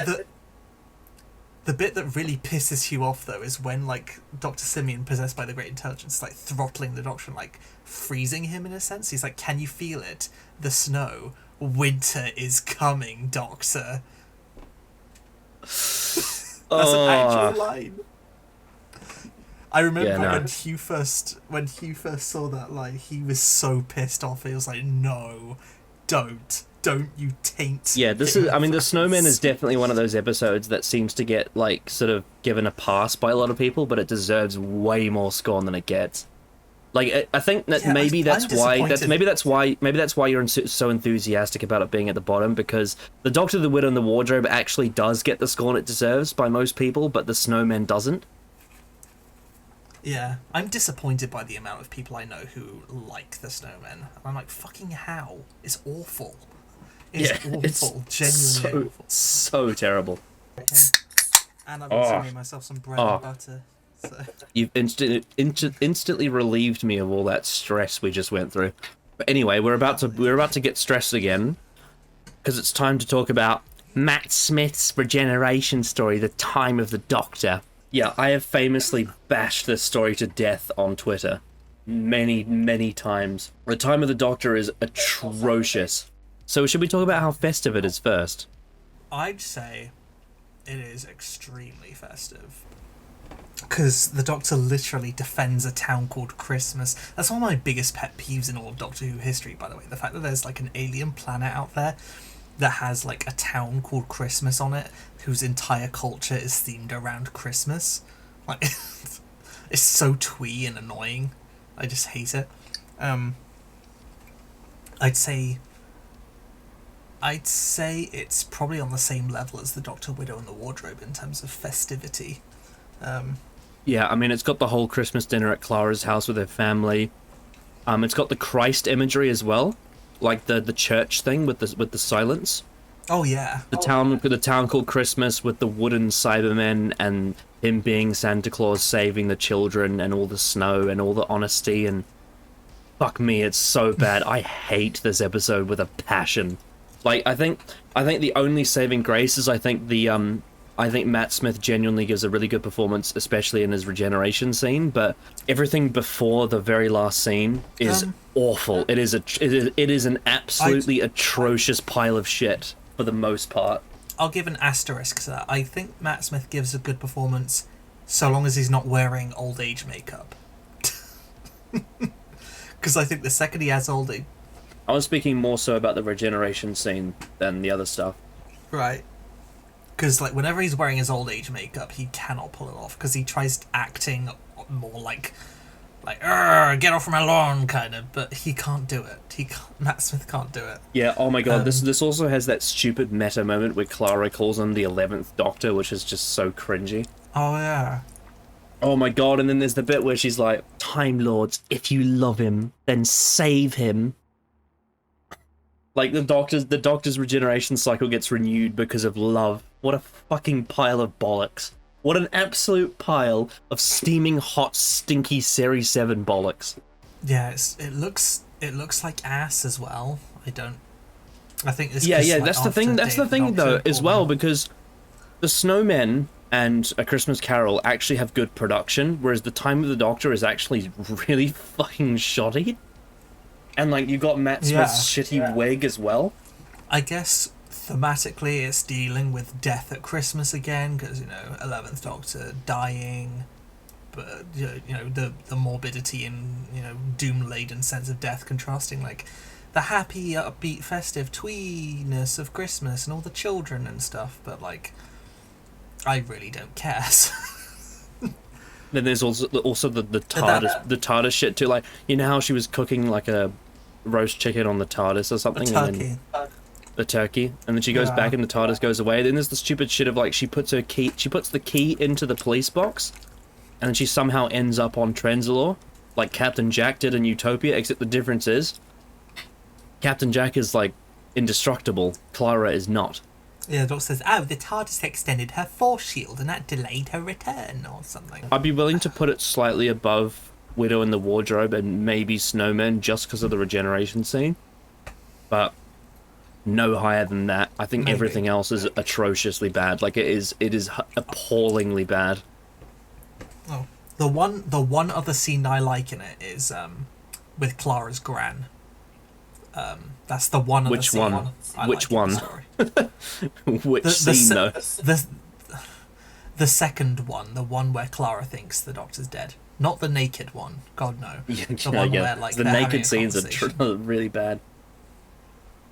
No, I mean the one where like Clara's upset that the Doctor like sent her home, and then her gran is like talking about her dead husband and how that thematically connects to the dead Doctor or some bollocks. I don't know.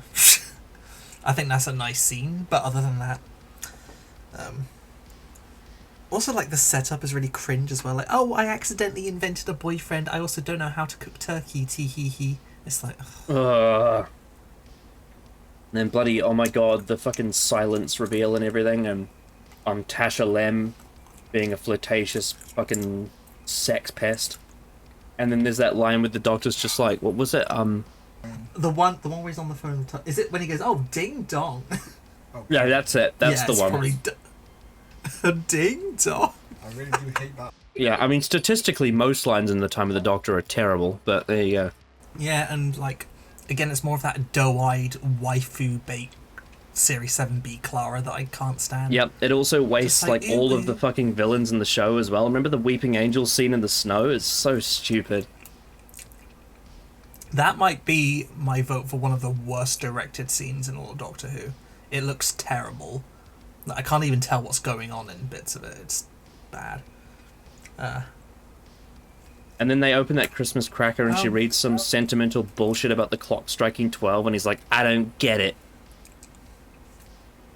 It's not even a real poem either. Moffat just made it up. Yeah. Or I will say, one positive, I do like Peter Capaldi's first scene. That's quite charming. Maybe because I'm just so relieved to see him after the story. Yeah, maybe. Like, I'm not really impressed with it, but like, I guess it's because his performance is head and shoulders. I think it's much more it's much more appreciated coming after The Time of the Doctor than it would be coming after a really good story. Like, just to have an actor with like who plays the role with gravitas and is actually doctorish, and not, you know, this fucking twee sentimental, I am the savior of the town called Christmas and I will grow old with all the children. What a load of wank. We didn't even mention Handels. Oh yeah. It's like, what is he? What kind of character? The way they establish his character is he walks into a room of Cybermen and he, like a Looney Tunes character, looks at Handels and Handels looks at him. Then there's the fucking Daleks as well. Oh, it's the return of the fucking Dalek puppets. Oh my god. Oh, I forgot about that, the Dalek dickheads. Tasha Lem overpowers her Dalek dickhead conditioning because the Doctor's sexist to her or something. God. That is a woman. It's so annoying that it's so annoying that the 50th anniversary of Doctor Who and also having to deal with the regeneration cycle all came at the point in time of Series 7B Stephen Moffat. See, I think this is what, like, I get what you say about, like, the Chibnall seasons being, like, awful, and I do agree. But I think Series 7, just for the fact, like, the Series 7B shit, just because it comes out in the 50th anniversary year, I think that's a disgrace, and that's why, like, I don't mind people who consider Series 7 worse than Chibnall Who. I don't mind that either, because I think Series 7 is genuinely as bad as Chibnall Who in a lot of respects. Yeah. The rest of the Moffat era, though, I think has more merits to it than Chibnall. But Series 7 is Probably, genuinely yeah. trash. Like, it is so bad. The only reason why I put it above Chibnall Hill is because I really like A Town Called Mercy, but that's a Toby Whithouse thing. It's not a Stephen Moffat thing. It's just a genuine, like, it's a genuine moment of a guest writer pulling through, rather than the showrunner doing a good storyline. Yeah. Because Stephen Moffat's contributions to Series 7 are appallingly bad. Except for, like, I don't know if I give him credit for some of the stuff I like in The Name of the Doctor, but anyway. The Time of the Doctor, though, is bottom, really, really close to bottom. I mean, I knew that most of the Matt Smith stuff was going to be bottom right, because that's kind of where it belongs. Yeah. Super festive and super terrible because of it. God, yeah. Now we move on to the Peter Capaldi era with Last Christmas, which is, I think at one point in time you said was your least favorite episode of all time. Yeah, this one's tricky because I don't like it. I still don't like it, but I can see on paper that it does have merit, but I just can't stand it. I can't stand it. Festive-wise, I can't stand it either, but I don't think it's as bad as the last three. I think it has some kind of the problem with Last Christmas is that it's bad for different reasons to the other ones, because it is sentimental at the end, but for the most part it's not actually as cringy as the Matt Smith ones are. But what it is really pretentious and smug, and it's like idea porn, and it insults the audience, and it has a really cynical view of Christmas. Like, it has the whole Santa Claus, like literally having Santa Claus in it, which I think does definitely make it very quite festive in some respects. But then also in others, it's also not very Christmassy. When I mention like Stephen Moffat intertwining like Christmas with death and or grief, this is like the poster child for that. It is, I'd say it's probably maybe about like between The Next Doctor and Voyage of the Damned levels of festive. I think you have to kind of put it towards the right because of the fact that literally Santa is in it, but apart from that, it's not. Yeah. And also, I guess the very end with the Dr. Clara, is it going to be an exit and then it's not bullshit, is very cringy. It has all these elves and reindeer. And then they go on that reindeer ride, and it's insinuated that the Doctor is Santa Claus in Clara's eyes or something. Some pretentious wank. And it's set at the North Pole as well. Oh yeah, true. But the story as a whole is very focused on other things. It's supposed to be a sort of an Inception sort of mind bender, and it has Clara dealing with the fallout of death in heaven, like a bit like how the Runaway Bride is after Doomsday and the Snowmen is after the Angels Take Manhattan. This is a follow-on from Death in Heaven with the loss of Danny Pink and the Master. A lot of my hatred for this one kind of stems from Stu Bagfall's review of it, where he points out how, like, narratively speaking, the story just is a complete, like, mess, and it's, like, not even, like, in an intelligent way, because it's a story that, like, I get that by design it's meant to be incoherent, but even the craft of how incoherent it's supposed to be is incoherent. Because instead of making a narrative out of its incoherency, it's just incoherency for incoherency's sake. Yeah, and I think the thing that really is the nail in the coffin for this is how it handles the Clara non-exit. That is atrocious, like, handling from the showrunner. It makes the story just kind of moot, basically. Just like this. I don't like it. Would we say it's more or less festive than Voyage of the Damned? I'd be tempted to say less. I suppose so, yeah. I think or maybe similar. Voyage of the Damned in terms of tone is a lot more festive than Last Christmas. Yeah, I think where you've put it is absolutely fair. Sure, the dream crab idea, that could be cool, but, like, if you're gonna do, like, something like Amy's Choice intertwines like dreamscapes far more impactfully than Last Christmas does. Because in Amy's Choice, the dreamscapes actually relate to each other. They actually, like, things in them complement each other. They both pay the story forward. In Last Christmas, it's like, oh, well, this scene is irrelevant because it's a dream. Oh, this scene, and then it just keeps pulling the rug out from under you by being like, wait, oh, we've made it out of the dream. Wait, we're still inside another dream. Yeah, it's so just It's like- overzealous and just unnecessarily complicated. It's just, like, it's not clever. Because at the time, people were like, wow, that's clever. It's not. It's just... it's really not. I was never a fan of the Dr. Clara dynamic. At this point, I don't think. Yeah, But I don't... the only reason why I think I personally enjoy it more than the last three Smith ones is because it has sardonic Series 812 in it, and I like his sort of, you know, barking at Santa Claus humor. I think that's a lot more enjoyable than the very cringy, oh yes, I am Sherlock Holmes, you know, that Matt Smith would do. Maybe. It's like, I can't, like, I definitely know at some points I've considered it my least favourite episode or my least favourite story of all time, and it's one of those examples where I can't tell you why if I put enough distance between myself and it, but whenever I rewatch it, I despise it with a furious passion. Yeah, it is a really aggravating story, but it does a lot of things wrong. It certainly does a lot of things wrong.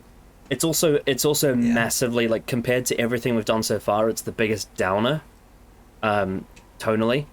Certainly it actually might be the biggest downer of all of them, actually, tonally speaking. Yeah, I'd agree with that, and you know, that's not necessarily a bad thing, because, you know, it's talking about death at Christmas. I value that perspective. I don't consider it like too impressive though, because Moffat does this with pretty much every Christmas special he does. But it is like, I don't vibe with the character work. I don't vibe with the narrative structure. Maybe because it's been a couple of years. I think also, unlike the other ones, it tries to take itself very seriously. That's why I'd really, really rather watch Voyage of the Damned than Last Christmas, because Voyage of the Damned doesn't take itself that seriously, whereas Last Christmas does. It acts like it's this sort of high art bullshit when it's not. Yeah. It's been a couple of years since I watched the Capaldi era properly, so like if I rewatched it again, maybe with my current perspectives, maybe I wouldn't hate it as much, but I know I still wouldn't like it, because I've never liked Last Christmas. No, I don't like it either, to be honest. I think it's really dour and unnecessarily, like, flooded with brainstorm ideas, and it tries way too hard to be so many different things. And then the ending is the worst thing about it. The ending is just so crap. Yeah. It's just a wet... But I can't in good conscience say that it's worse than, like, The Time of the Doctor or The Snowman or bloody fucking Widow in the Wardrobe.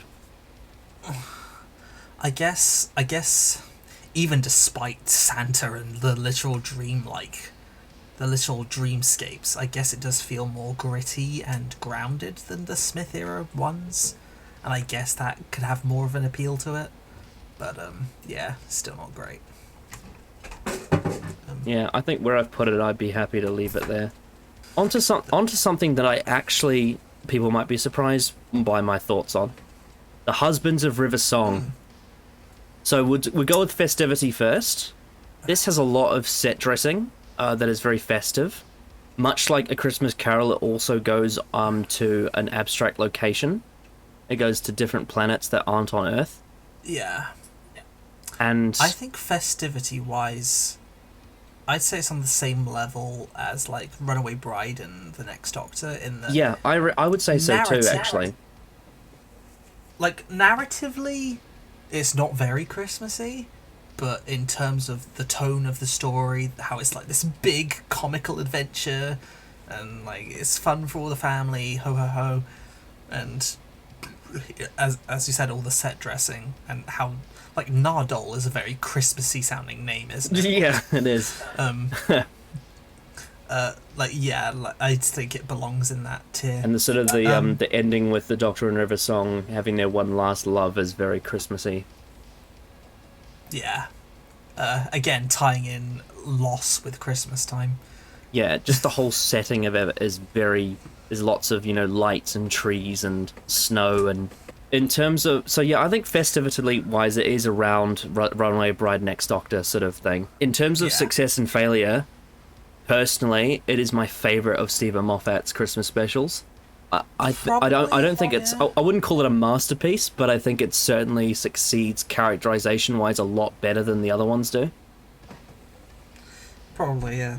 I think the biggest sticking point with the Husbands of River song is whether or not you can buy into the comedic setup for it, because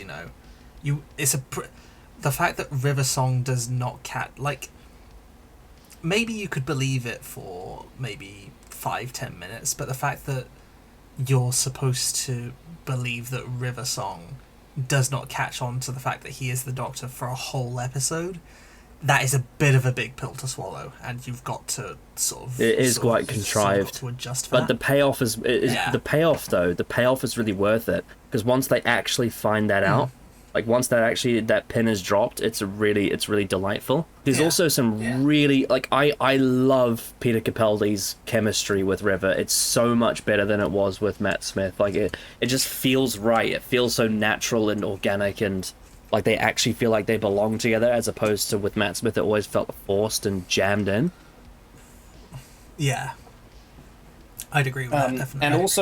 And also I think it may also be a case of timing, because this came right after Hellbent, and I think that this kind of story coming after Hellbent for someone like me is greatly appreciated, because in a lot of ways it kind of resembles the exact opposite of Hellbent. Yeah, because in the years since, I've obviously softened on Hellbent. I know you haven't. That's not to say I like Hellbent. I don't. I just don't give a shit about it. But like, I remember how painfully sharp Hellbent felt at the time. It felt like a big middle finger to the past, in a sense, because it's basically saying, oh yeah, Gallifrey, like how much, the Doctor saving Gallifrey, how much the Gallifrey arc meant to the Doctor. Yeah, fuck that, we don't care. And Husbands of River Song coming right after that, tying back into Silence in the Library and giving like a nice send off to River, it almost feels like a soothing quality to that. Like when the last episode said fuck you to a big plot element, this episode comes along and sort of pays homage to a past plot element. So it does feel like a nice, a nice soothing cup of tea to swallow down that shit pill that was Hellbent. But yeah, and it's kind of got the feeling of like a very sort of, I almost feel like, because the Doctor just sort of turns up in the story very randomly at the start, I almost wonder like if it's implied that the Doctor after Hellbent just got really drunk or something, and he just approached wherever the place is and he just walked into the story, and then he just had a good time. It just feels like that. And there's the whole bit at the end where they go for that date, and they go for that whole thing that was set up in Silence in the Library, and it's like a present and all that. Yeah. I do find Nardole quite annoying in this one, though, I will say. Yeah, that's fair enough. Again, it's one of those stories where, again, you have to sort of swallow, because the setting is very, especially that planet at the start, it is like a Christmas, it's like Christmas Town in Time of the Doctor. Like, it almost feels like this culture is Christmas, and that is a little irritating. And again, you have to swallow the huge central contrivance of River not recognizing the Doctor. Like, again, I get it from her point of view, like, she knows all his faces, she knows that he dies, she didn't know that he survived, like, the events of Time of the Doctor or whatever, but, like, it is still a bit of a, like, she herself points out at the end that the Doctor's, like, known for getting around loopholes and shit, so it is kind of weird that she seems to think that the Doctor can't have possibly got out of escaping his own death, and that he got a new face, and that she doesn't buy this doctor. But so long as you can get over that hurdle, then yeah, you're in for a great time. And I think it does tie off River's character really well, which says a lot because I'm not really a River fan. Yeah. So I personally would put it above A Christmas Carol, because I vastly prefer watching it over A Christmas Carol, because it's actually about, you know, I think the biggest argument that in my favor for that is I think it has better characterization than A Christmas Carol, especially for the Doctor. I think the Doctor is way better handled in Husbands of River Song than he is in A Christmas Carol. Because Matt Smith is very flanderized in that story, whereas Peter Capaldi is genuinely quite good in Husbands. I get the preference, because obviously in the Matt Smith specials he's very like, oh, I am the festive, you know, childlike leader. I take you on the magical adventures in this festive Christmas land. And then Peter Capaldi is like, oh, I'm in Christmas land, and I'm so fucking cynical about it. Like, I get that preference, so yeah, I can vibe with where you're putting it. I don't think, because I used to like it more. See, it's the opposite than the Russell things, because I used to like this episode more. I don't as much anymore. I still fairly enjoy it, like, passably, but yeah. I'm happy with where it is. The only thing I will say that doesn't really get mentioned much is because of it being the fallout to Hellbent, it almost completely just ignores it entirely.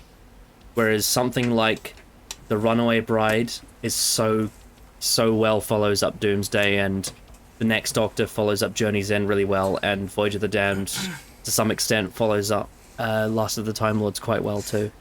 Whereas Husbands kind of just... Husband's just kind of like, it's like a drunk night after Hellbent, and it just doesn't really talk about it or address it at all. It's funny that the return of Dr. Mysterio serves as a better follow-up to Husbands of River Song than Husbands of River Song does to Hellbent. Speak of the devil. Yeah, so anyway, are you kind of happy with my placing of Husbands? I put it slightly below Runaway Bride because I don't think the characterization is as strong, but I think that it's better than... I put it above The Next Doctor because of the Cyberman shit, and I put it above A Christmas Carol because of the characterization. Yeah, I can vibe with it.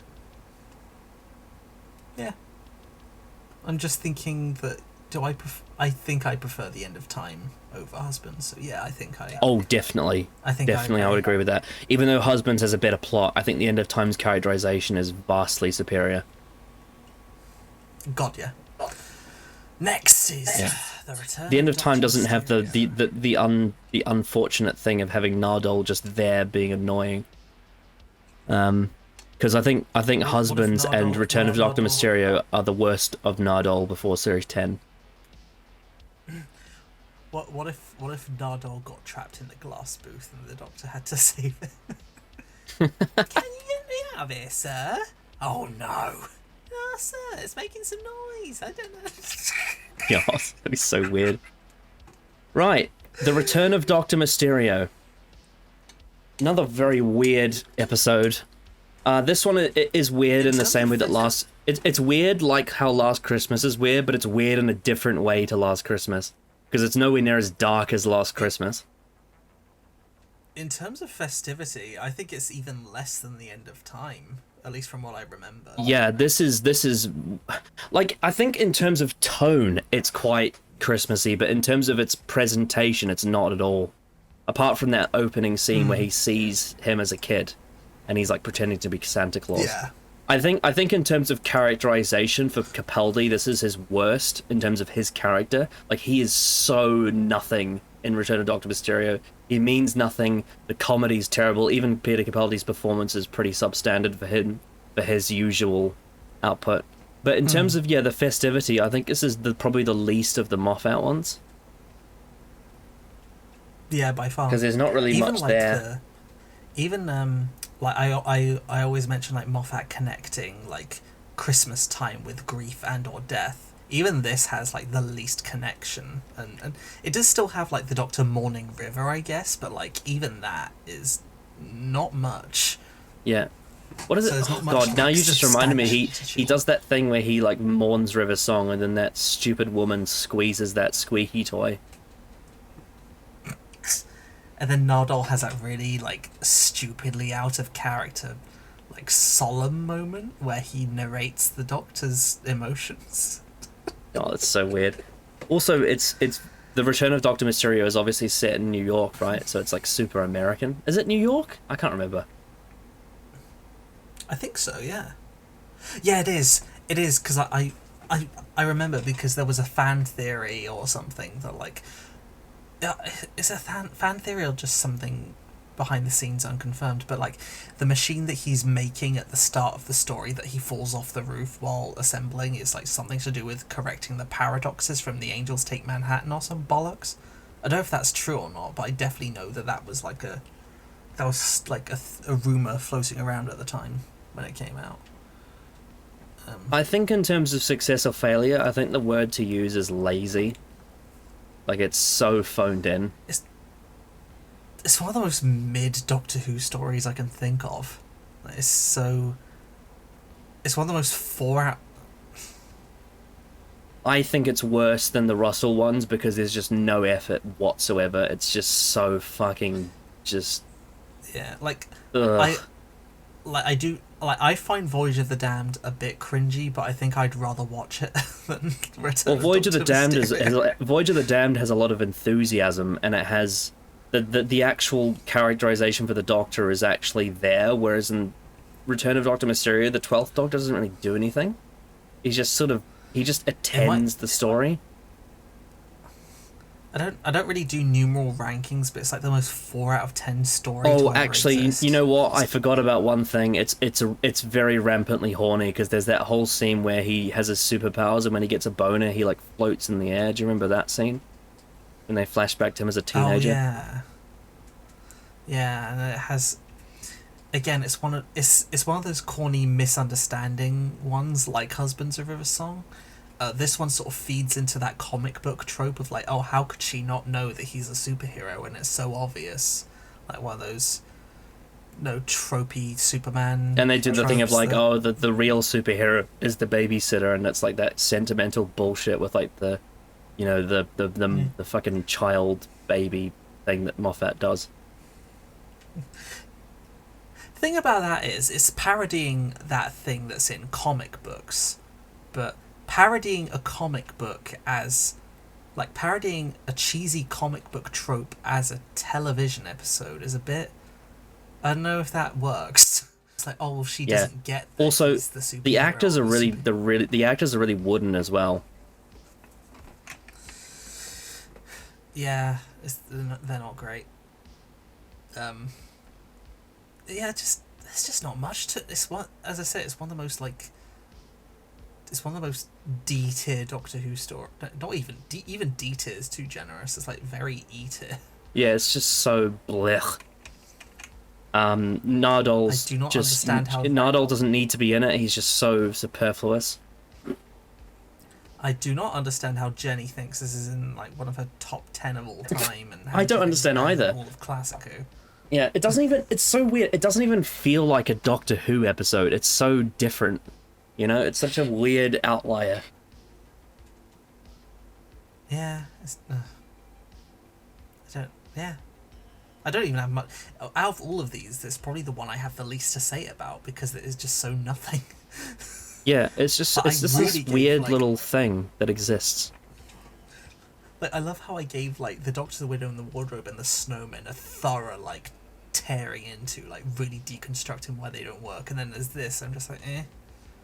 Yeah, I mean, I think that this is one of the ones where its quality is kind of debatable whether or not it's, like, mediocre or it's terrible. I could see it either way, really, because it's just so... I know Dylan. Yeah, Dylan says it's one of the worst episodes of all time. I sort of understand what he means by that, because it's just so, like, uncreative and nothing. Like, there's not really much to redeem it, really. It's I guess there's the return of the Harmony Shell thing from Husbands of River Song, which is a nice bit of continuity. They slap a unit on at the end, I guess. They have a unit helicopter. It's a weird one to think about in terms of world building. In terms of location, I guess it's slightly different because you've got like the American New York staircase sort of thing going on. But it's super pointless. I think this is one of the ones that's the most deletable of all of them. Like, you could just get rid of Return of Dr. Mysterio and it wouldn't make any difference. In fact, it conflicts with the narrative of Series 10 as well, because like Nardole, the reason Nardole accompanies the Doctor here is completely different to what is established in the flashback in Extremis. So in fact, it's actually kind of an outlier, and you know, it's clearly just there to fill the Christmas gap because Doctor Who had somehow become such a British tradition, and I don't get how, because a lot of these suck ass. So yeah, no. I'm somewhat content putting it here. I guess some people would argue that things like Last Christmas and all that have more effort put into them than Doctor Mysterio, but like, I think Last Christmas has catastrophic implications for the lead characters, whereas Return of Doctor Mysterio doesn't. Exactly, yeah. But then Return of Doctor Mysterio does have that one scene where Peter Capaldi does a nice performance talking about, you know, everything ends and that's always sad, but then everything begins again, that's always happy. It's just like a one nice moment, I suppose. And there's that bit in the TARDIS when he undoes his top shirt button. It's like, wow, he's so emotionally distraught. I guess they try something a bit different because they have the Yep. phone call and they have a split screen presentation like a comic book. Yeah, that's probably the thing I like the most about it. Like it's like directorial style, I guess. And even then, I'm not like this whatever, but it's not what I look for. But anyway, we're on to the last of the Moff Oldies. Yes, now this one should be interesting to talk about, so let's talk about Festivity. Twice Upon a Time. Well, there's certainly a lot of snow. I say it's kind of slap bang in the middle, honestly, because like there's not much. So there's the sentiment of the of that war thing, right? The Christmas. There's the Christmas armistice. The armistice, yeah. The armistice. And there's the whole thing of like the snow freezing in time as well. And it's yet another trust Moffat, yet another instance of marrying Christmas with death and or grief. This man just bangs the same. Yeah, it's definitely over more Christmassy than Return of Doctor Mysterio is. I'd say that much. Yeah. Maybe a little bit to the left, actually. I think it's less than the Christmas Invasion. Because the Christmas, Yeah, I know that's that fair. it has the sentimental Armistice Day stuff, but the Christmas Invasion, in terms of its tone, is so Christmassy in terms of like especially the very end with the dinner and the new regeneration and the like, you know, the snow and all that. It's very lovingly fond of it, whereas this one has. I think the Christmassy vibe. I think Twice Upon a Time focuses less on the festivity of Christmas and more on its tie to death. Really, that's more what it's focused on. Yeah, but even then, like tonally, it's a bit. Tonally, it still feels a bit Christmassy. Like, you know, again, it's got like pretty vibrant gold color palettes and like the two doctors joking about, and like it almost feels like it is weird, like the way that the first Doctor acts, you know, the whole sexism thing, it does kind of feel like your weird, like, racist old uncle coming round for Christmas time and just being really uncomfortable. I think that's the vibe it gives me. Like, I think that's why it feels somewhat Christmassy to me, despite not being very Christmassy. It's like a bad Santa Claus or something. Yeah. As for whether or not it's a success, I don't think it's as bad as The Time of the Doctor as a Generation story, but it's pretty close. It's not quite as drastically fucking atrocious as that one, but It does a lot of bad things. It has really... I really hate the implication of what it does to the Brigadier and the Doctor's relationship. That's one of my least favourite things it does. First Doctor's characterization is ass in it as well. Oh yeah, the character... It's got Jenny. character assassination, so it's got to be pretty low. Screw Jenny and anyone else claiming that the First Doctor was always sexist, so it's just extra. The plot is almost non-existent as well. Yeah. As I said, screw Jenny and anyone else being like, oh, well, the First Doctor was always sexist. It's only just using those past instances as, like, to bolster, like, the characterization. Nope, fuck off. Not the case. Yeah. Screw you. There is context. I also think that, ignoring. I also think Bill's characterization, and even though she's a memory, her characterization is worse than it is in Series 10 in this one. Yeah, she's got a bad case of Moffat girl in this one with the She reminded me of lines. Amy and Clara in this episode. Yeah, with the enigmatic line she says, where she's like, questions are kind of my thing. How are you with answers? And like, Yeah, no thank you. Like that. No thank you. I was just this might be an unpopular opinion. I actually don't like Capaldi's performance in this episode. I don't like the speech at the end. controversial? That's my least favorite regeneration scene. I think it's because like I miss that when the Doctor was dying, he was actually like dying, but like fuck it, like here, like he's been dying for like what 2 weeks, and he's still just waltzing about like like Yeah, he's being really because people flamboyant. drag on like the end of time having the victory lap of sorts, or whatever the fuck they want to call it, like the pity party. But even in that, you've got the 10th Doctor like physically in pain as it's all happening. He's like the like that thing. Whereas Peter Capaldi just stands about like flamboyantly waving his hands about like, look at me, I'm dying. And they're just like jumping on chains and shit and like having a good time. They cut out all the jokes. It's like, I think it might be my least favourite performance of his, and I know that's definitely controversial to say, but I do not like Capaldi's performance in Twice Upon a Time. Yeah, plot-wise, there's not much. Character-wise, I'm not invested. I mean, the First Doctor is assassinated. That's the worst thing. The fucking memory villain things are just so fucking nothing. He doesn't really serve a purpose. Like narratively, he doesn't serve a purpose. Character-wise, he doesn't. There's the serve a fucking purpose. rusty bit as well. Like the rusty bit was so unnecessary. And like people say that like the First Doctor is thematically relevant because it shows how far the Doctor has come, like from the beginning. But like it doesn't really feel earned. Like why is he? Like why do we need this comparison here and now? Like what point does it serve? Like I know the 12th Doctor is very introspective, but like it still doesn't feel very earned. I don't think. Like the glass people, it's yet more Moffat like trying to conceive of afterlife concepts. Oh yeah, he's very existential. And you get like the horrible scene where he remembers Clara as well. That was so terrible. Oh yeah, that green screen is bad. You better not do that again because that was offensive.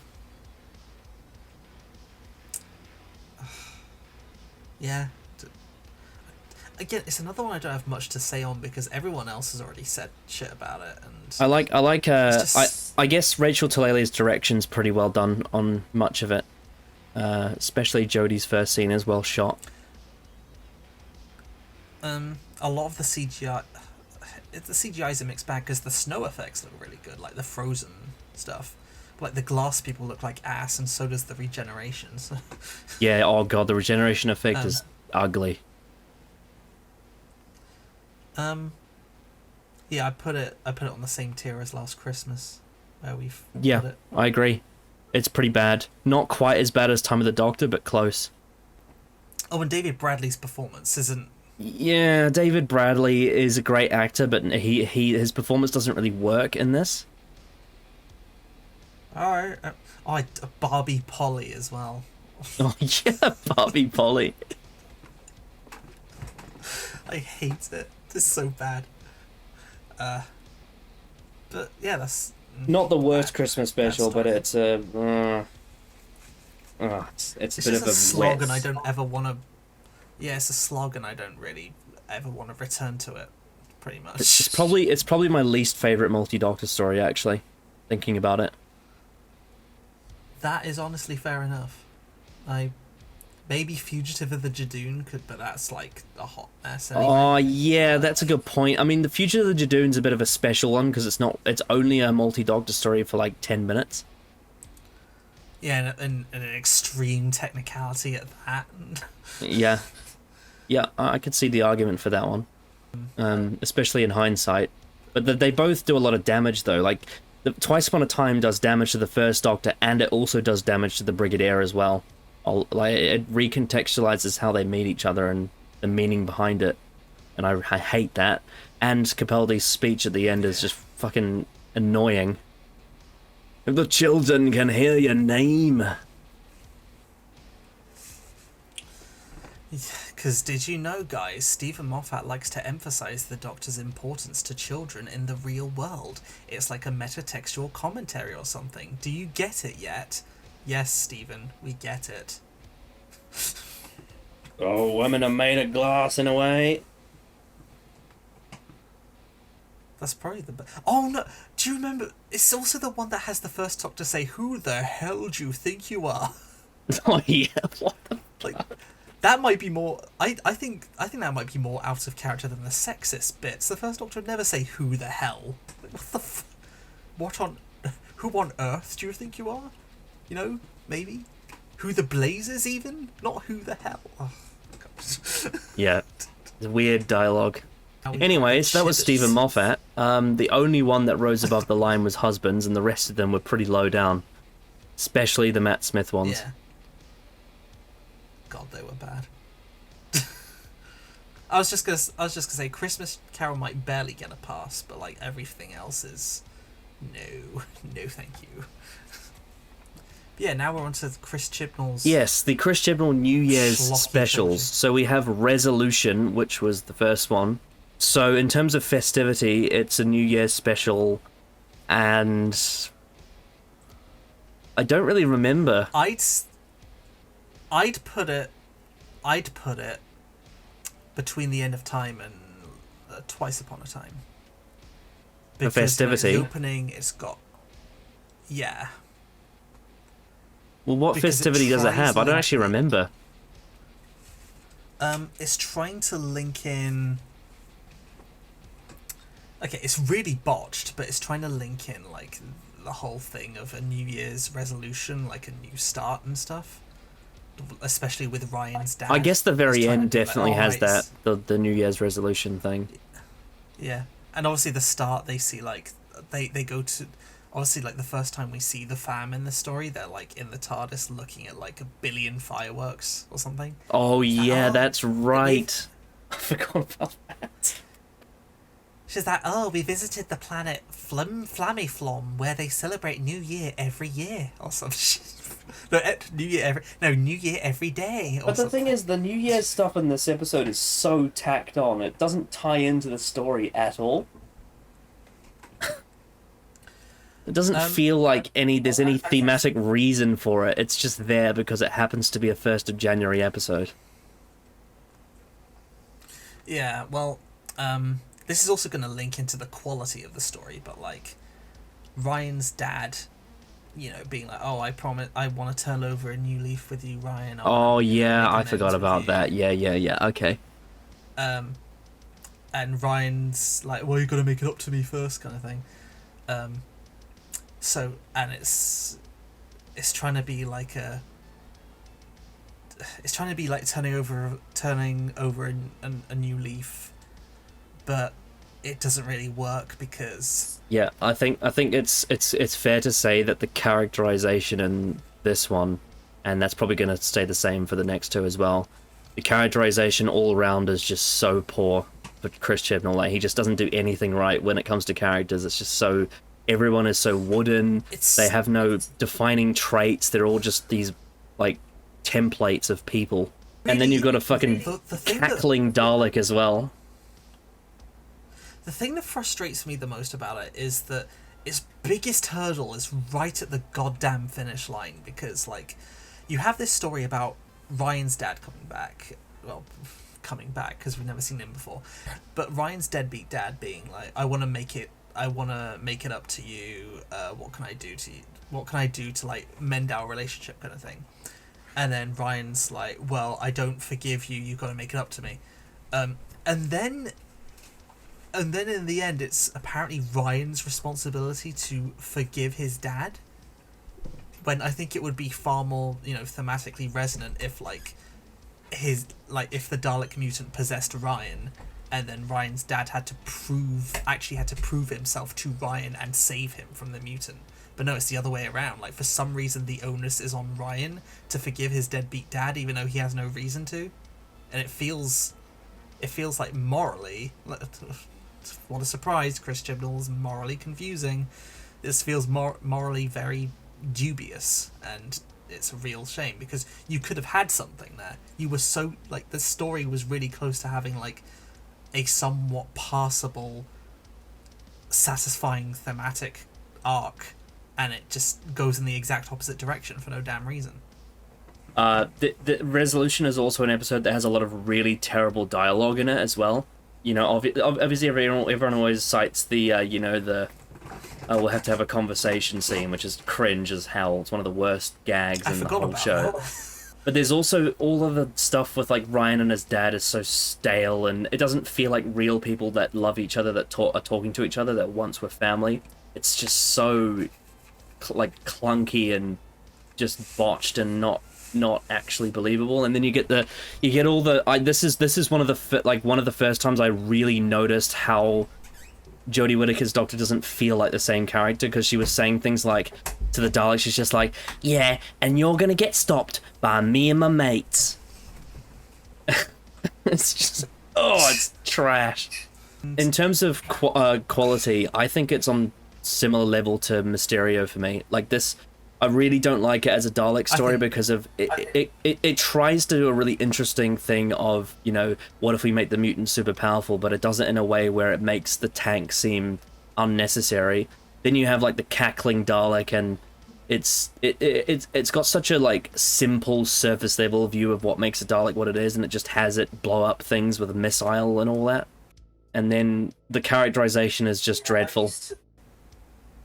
I used to be a lot more warm on this story, and I guess by Chibnall era standards I still kind of am, which really isn't saying much, but that was only because Moffat Dalek stories, the Daleks barely killed anyone, and yet in this story they kill quite a few people, and that seemed to be like that seemed to sort of, like, signify a Dalek renaissance for a lot of people, like myself included. Like, the Daleks are finally killing people again, that must therefore mean it's a good Dalek story. But it's like, we really shouldn't be, like, congratulating Chris Chibnall for doing the bare minimum. Mm-hmm. And then forgetting all the things he did wrong as well.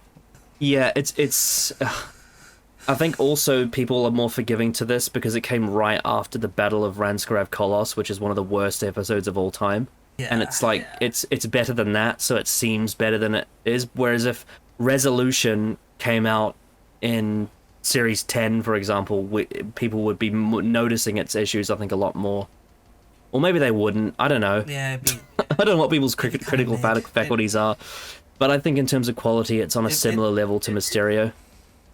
Yeah. Like, there are bits of it I like. I mean, I do like the scene in the warehouse where, like, the Dalek and Jodie confront each other, and then the Dalek realizes who it's talking to. I do like that scene. But yeah, like, thematically, for its, like, resolution, like New Year's resolution, turning over a new leaf storyline, it's a big botch job. Yeah. It's also visually extremely bland and scarce and just not interesting. I hate the visual style of Chibnall Who. It's just so unstylish. Yeah. I remember at the time I remember at the time I liked the whole like Dalek mutant puppeteering a human thing. I was like, oh, that's an interesting new direction. But like, yeah, but I think if you were gonna do that, like, I think you should have told a story about a Dalek that didn't need its casing. That would have been way more interesting. It would have had to and nowadays if you were gonna do an idea like this, you would need to completely reinvent how the Daleks operate. Use them more as like a parasite rather than as a war machine. Yeah, that could be an interesting direction, but they don't really go with it.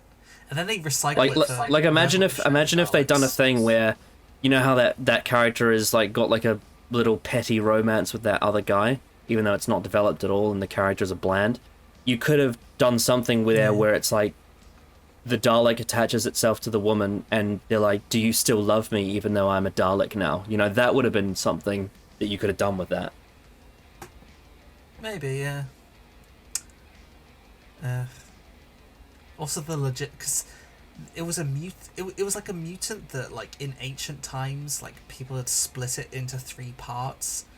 Oh then, yeah, what the fuck was that? That weird flashback to the past. With all its impact font like texts and shit, and it's like, okay. And Yaz is like a piece of wood in it as per usual. I just remember Jodie Whittaker really fucking annoyed me in it. Like, badly. It's the one where she wears the rainbow scarf, I think. It is, and she's just so enthusiastically just school teacher-y in it. Yeah.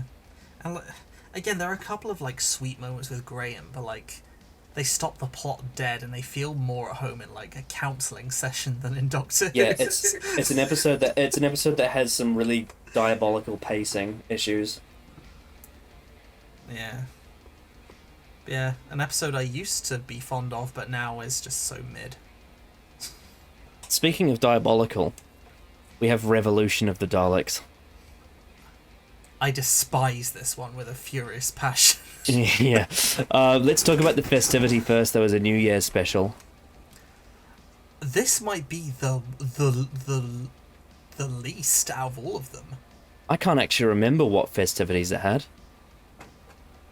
I don't think it has any, from what I remember. I genuinely don't remember. Oh wait, there's one bit where Yaz is obsessively trying to find the Doctor, and then Graham is like, "Happy New Year, Yaz." Oh yeah. I think that's pretty much just at the bare minimum. I think that is essentially it. Yeah. Yeah, so just right of left line. I think this is the least festive. It just barely acknowledges New Year's Eve at all. It's really not festive. As for quality, it's rock bottom. Like it's down there with Snowmen, Doctor Wit in the Wardrobe, Time with the Doctor. Like it is so bad on so many levels. It infuriates me. It is one of the most style over substance stories I've ever seen in my goddamn life, and I hate it. And characterization, like we talked about it being poor in Resolution, the characterization in Revolution is like it's terrible beyond belief. Like it's especially the Doctor's characterization. There's so many moments where I'm like, that is just why is she like remember when she literally murders a TARDIS to get rid of the Daleks and she has no remorse for it? Like the lack of self-awareness is astounding. Captain Jack Harkness is like it's not even the same character. He's such a cardboard almost echo of what he was during RTD era and Torchwood. He's just like this weird sort of memory of what he is. It's aged even worse in hindsight now that we know this is like his last appearance as well. So we have the concept of like a capitalist human using the Daleks for his own ends, and what would Daleks look like in as British security drones? Okay, let's barely do anything with that. Let's also have this scientist guy you know, extract like pieces of DNA from like what remains of the mutant from Resolution and grow his own mutant, and then, you know, succumb to the horror of like the mutant he creates more mutants, just like Lesterson in Power of the Daleks. Except it plays out like a Cliff Notes version of Lesterson in Power of the Daleks, and then just goes to a completely different direction.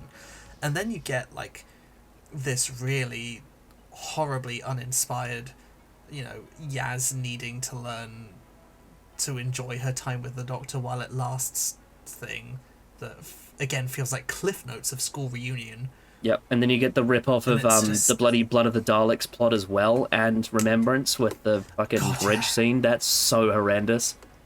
Let's not forget how shit the dialogue is in this as well. Like, all of the dialogue is crap. The Daleks not seeing them on the top of the tower as well.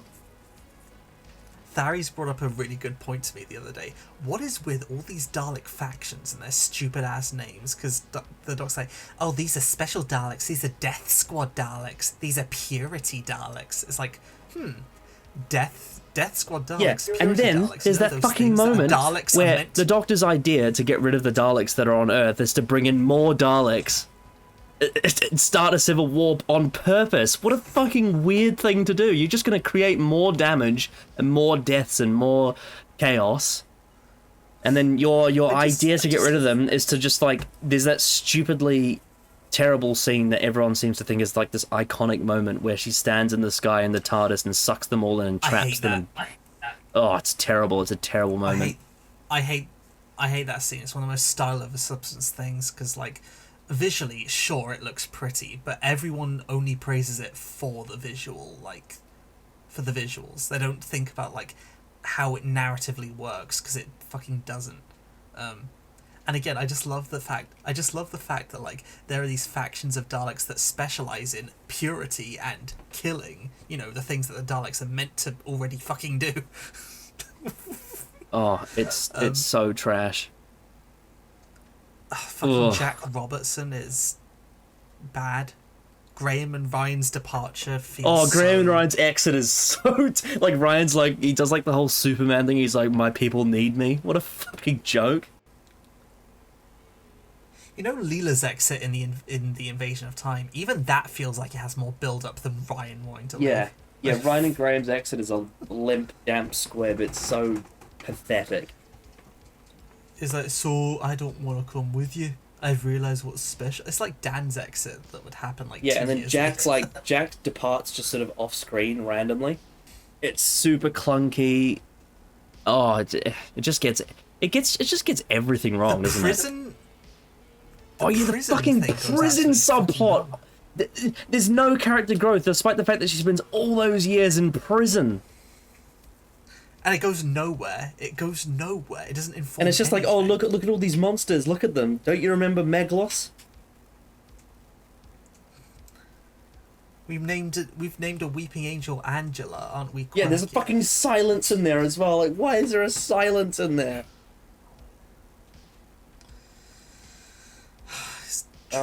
Again, one of the most incessant fan wank as well. Oh, and then the fucking Dalek mutant teleports them across the world or some bullshit like that, from like Japan to the UK. Like, what was all that about? Oh yeah, it's more of Chris Chibnall needlessly globe-trotting. Like, yes, you and Captain Jack need to go to Nagasaki or something. Yeah, it also might be the worst use of Nick Briggs in the show as well, because like there's that horrible cringy, I am an edgy Dalek. You know, that voice acting that he does? One of my favourite bits is, like, you know when Yaz reunites with the Doctor, she's like, oh my god, I missed you for so long, and then she just volunteers to go away with Captain Jack. Yeah, I remember fucking Yaz pushes her as well. She's like, we were waiting for you, where were you? And she's like an obsessive fucking fangirl writing post-it notes all over the TARDIS. And there's no acknowledgement of the families or anything like that. And again, Jack Robertson is awful. Like, I can see what you're trying to do, like a guy who's so irredeemable that he's like willing to, throw humanity under the bus and always comes out. Oh, and then there's that awful. There's the awful way, because we were talking about how this follows up series. This follows up the Timeless Children in like the worst way possible as well, because it's like this whole thing of like, how does it make you feel? Mostly angry. It's almost like it's not even. They played off in the Timeless Children like it's been resolved, but then she acts like it isn't resolved. And it's just left so open-ended it's just... Yeah, it's like, it's the first of 57 million times when the Doctor's like, oh no, my past is different. What does this mean for my character? And then someone says, it doesn't mean anything for you. I talked before about how, forget. Husbands of River Song kind of brushes aside Hellbent and does it in a way that's kind of satisfying, whereas this does the opposite with the Timeless Children. It just doubles down on it and makes it even worse. Yeah. God. That's all I have to say about it. It's... Yeah, it's. I think it's a contender for the worst one. Like, it is so terrible. Definitely the worst Chibnall one. And then we get then we get the last one, the controversial one that got me in trouble on Twitter and some of my friends too. That's Eve of the Daleks from this year. Right, Festivity. So Festivity, I think this might be the most festive of the Chibnall ones, because it has the New Year's fireworks thing, and it's all, department store on New Year's Eve, selling out and all that. I think it's probably the most festive in terms of the New Year's specials. Yeah, I'd say maybe slightly less than the Christmas Invasion, maybe. I think. Yeah, I think genuinely, like, right in the middle. Between Twice Upon a Time and Christmas Invasion. Backtracking to Revolution of the Daleks, I just love how we talked about how awful the story was and not about, how awful it is as a New Year's special, because it didn't even bother celebrating yeah, the fact that it's a New no. Year's special. I guess this one points to it for actually, tying in the New Year with its plot. That's, well, in terms of the festivity side of it, yeah. But in terms of it as an episode of Doctor Who, I think it's also one of the worst. Pretty damn bad. Maybe not quite on the bottom line, but definitely very close to it. Yeah. God, put it slap bang on failure. Yeah, put it on that, like, slap there. Slap bang on failure, I love that. I love that. Slap bang on failure. The implications of the characterization, like, I think the way it deals with the Outfall of Flux is horrendous. Like, world building wise, but in terms of characterization, it's not as diabolical as Revolution or Widow in the Wardrobe, with like the motherly morals and the killing the TARDIS thing. But in terms of plot logistics, it's one of the most incompetently written pieces of shit this show's ever shitted out. Like, I know people say, oh, it's supposed to be a rom-com, but like it is one of It's probably the worst parody of Stormtrooper aiming I've ever seen, and I don't even think it's trying to be a parody. I think it's genuinely thinks it's like doing it sincerely, like a sincere thing. And I think the most disappointing thing about Eve of the Daleks is it's one of the best ideas that Chibnall's ever had, is like a sort of, let's try and do a Groundhog Day Dalek story in Doctor Who, which is actually could be like a recipe for success. But he executes it in the worst way possible, and it's horrendously bad. Also, not to forget, the characterization is also horrendously bad. This is just like last Christmas. This is the second time I'm going to recommend Stu Bagfall's review, because his review of Eve of the Daleks really highlights what a missed opportunity it is. Because, you could, on paper it's a Groundhog Day concept, but it doesn't actually experiment with it at all. It just... Because the thing about Groundhog Day is that, is seeing how characters affected by the loop interact with things not affected by the loop. But, everyone in the story remembers each time they were last killed, so it's not really like a reset. It's basically just like a video game where they're killed over and over again. It's not really like a Groundhog Day reset scenario. It's just, oh, okay, we were shot. It's basically just like playing a video game level, and that's really lame. That's a waste of the concept. And again, like the comedic rom-com elements. Again, like in concept, that could be cool. I could imagine like a rom-com with Daleks. Maybe that sounded like a really weird sentence, but like this is just one of the lamest executions of it. The only thing I really like about it is Aisling B's performance, but like that's not much. This is also the character. Yeah, well, let's not forget the bloody shoe collector.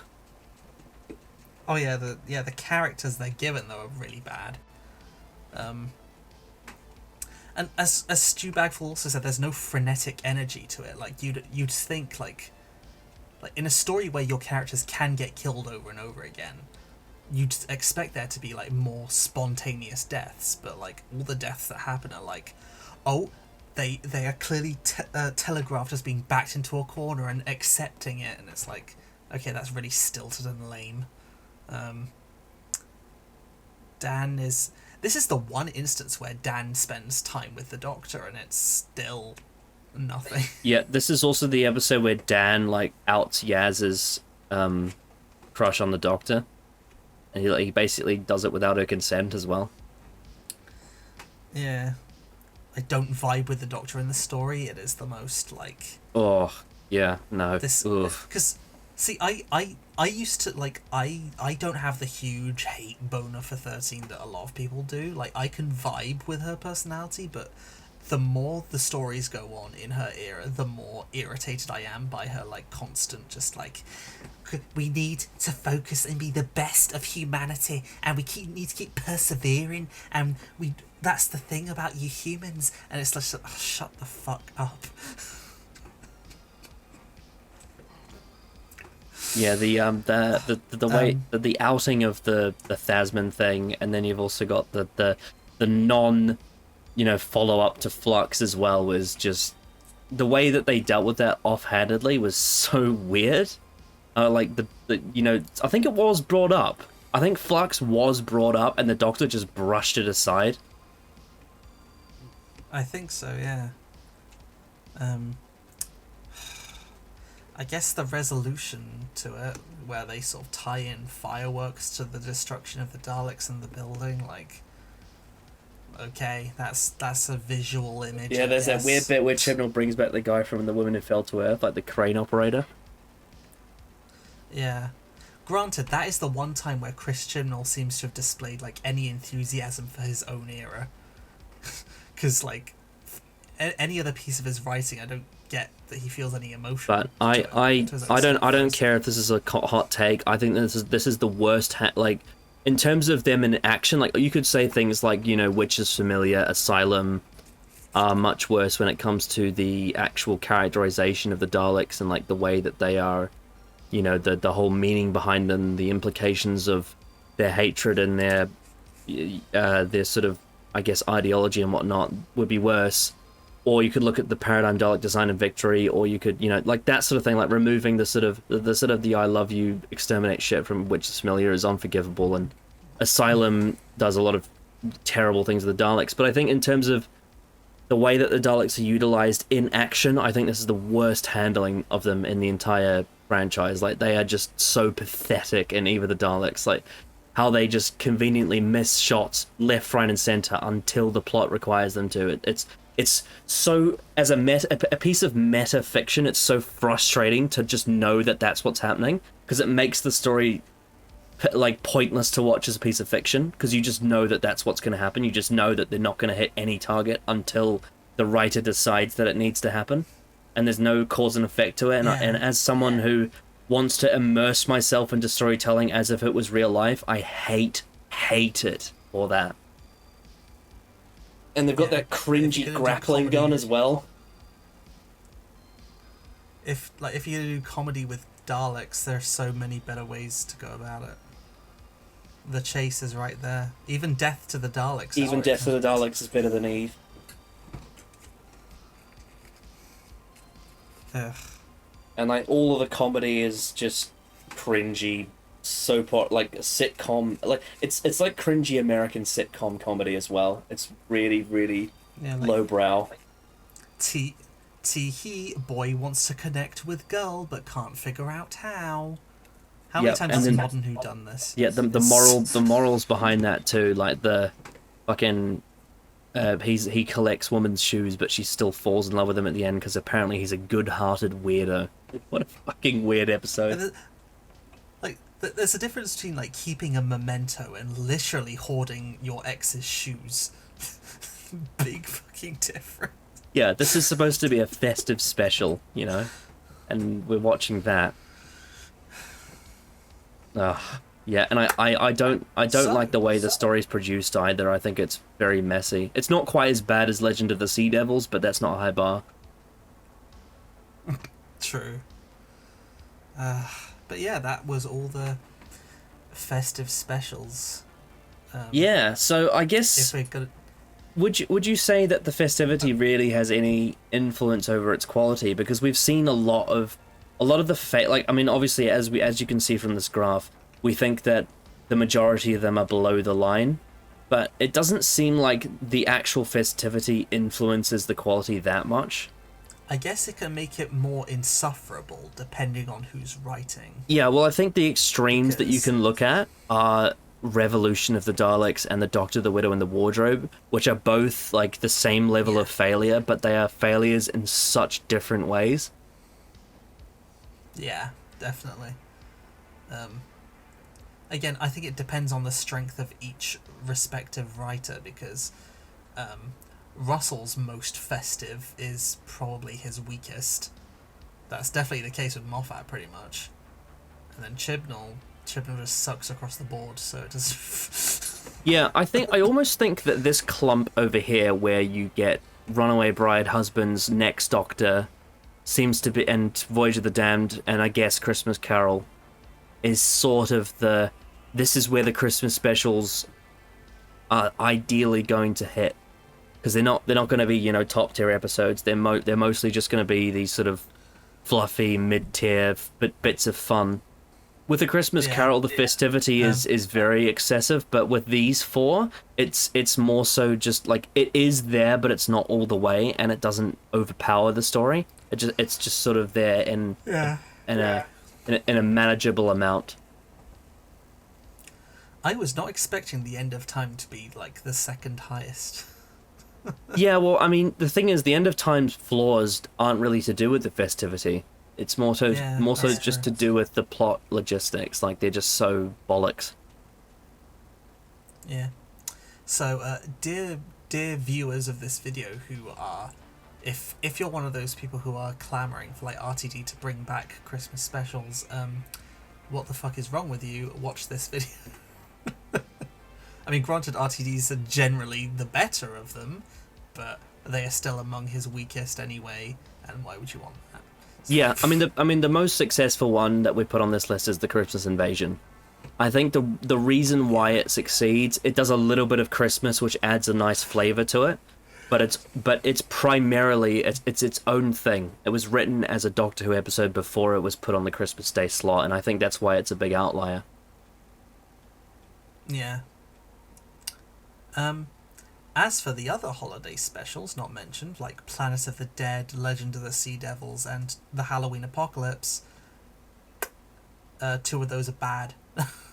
And Planet of the Dead is fine. Planet of the Dead's alright. Legend of the Sea Devils is bottom tier. It's terrible in every way. And then the Halloween Apocalypse is also terrible.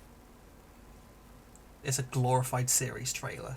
Yeah, I guess the one thing that you could argue maybe the Halloween Apocalypse has over Legend of the Sea Devils is that the direction isn't completely and utterly broken.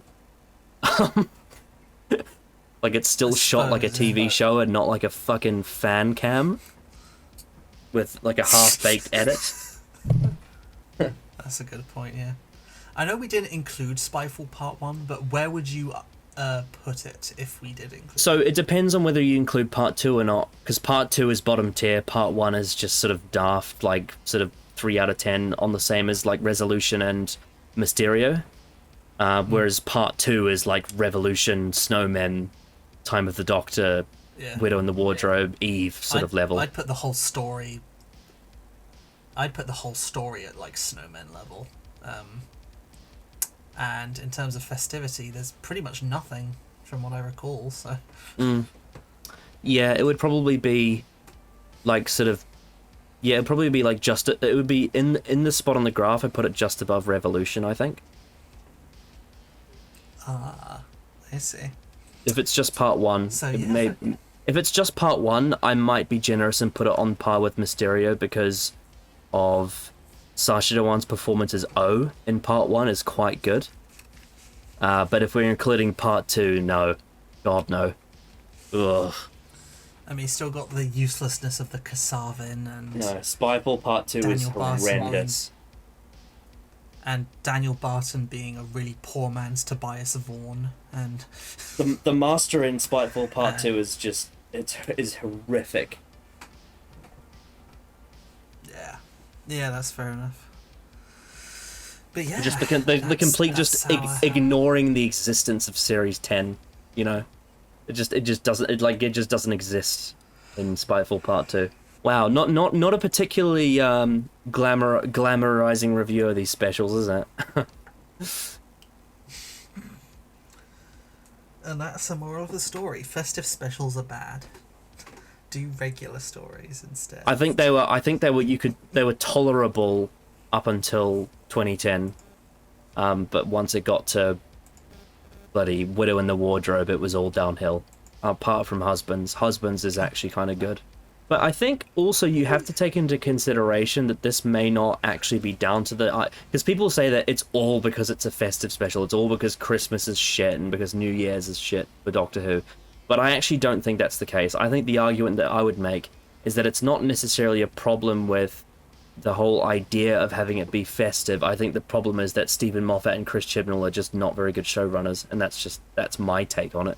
And that extends to beyond just the specials. Even though, like, yes, the RTD Christmas specials aren't some of his strongest episodes, the difference is that they still, for the most part, they still hit a standard. Whereas I think that Moffat and Chibnall's Christmas specials being trash, that's not just a Christmas special thing, that also happens throughout their actual episodes too, much of the time. And I think that's more of a symptom of them rather than the tradition.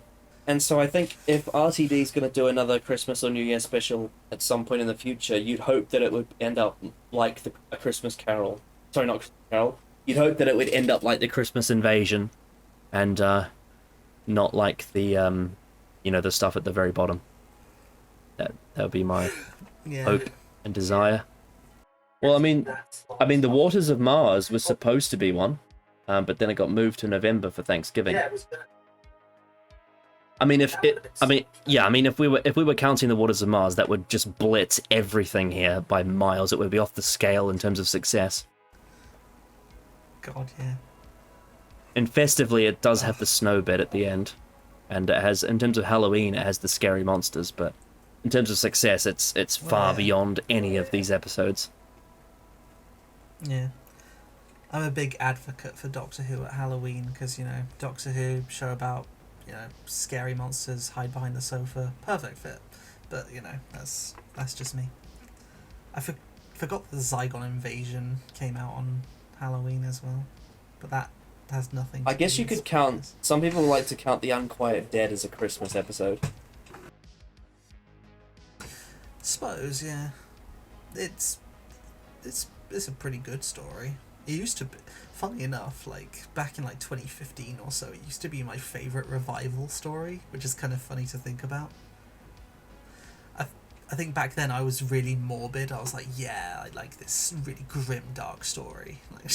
But now I'm like, yeah, it's still good, but I'd probably put The Unquiet Dead on, in terms of quality, I'd probably put it on a similar level to, End of Time, Runaway Bride, sort of thing. Pretty good story. Not a great story. It's got a few niggly bits, niggly Mark Gatiss isms. That's true.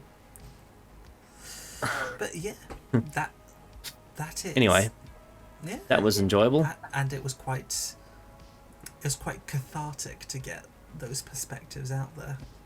Because I don't really talk about Modern Who a lot these days, but now that when this opportunity came along and it allowed me to vent some of my thoughts in a very constructive way, I felt I felt very proud of myself. Yes, I thought you did very well. Uwu, thank you. Merry Christmas to everyone-ish. Alright, thanks for joining. We'll see you all tomorrow for day 22. Bye bye.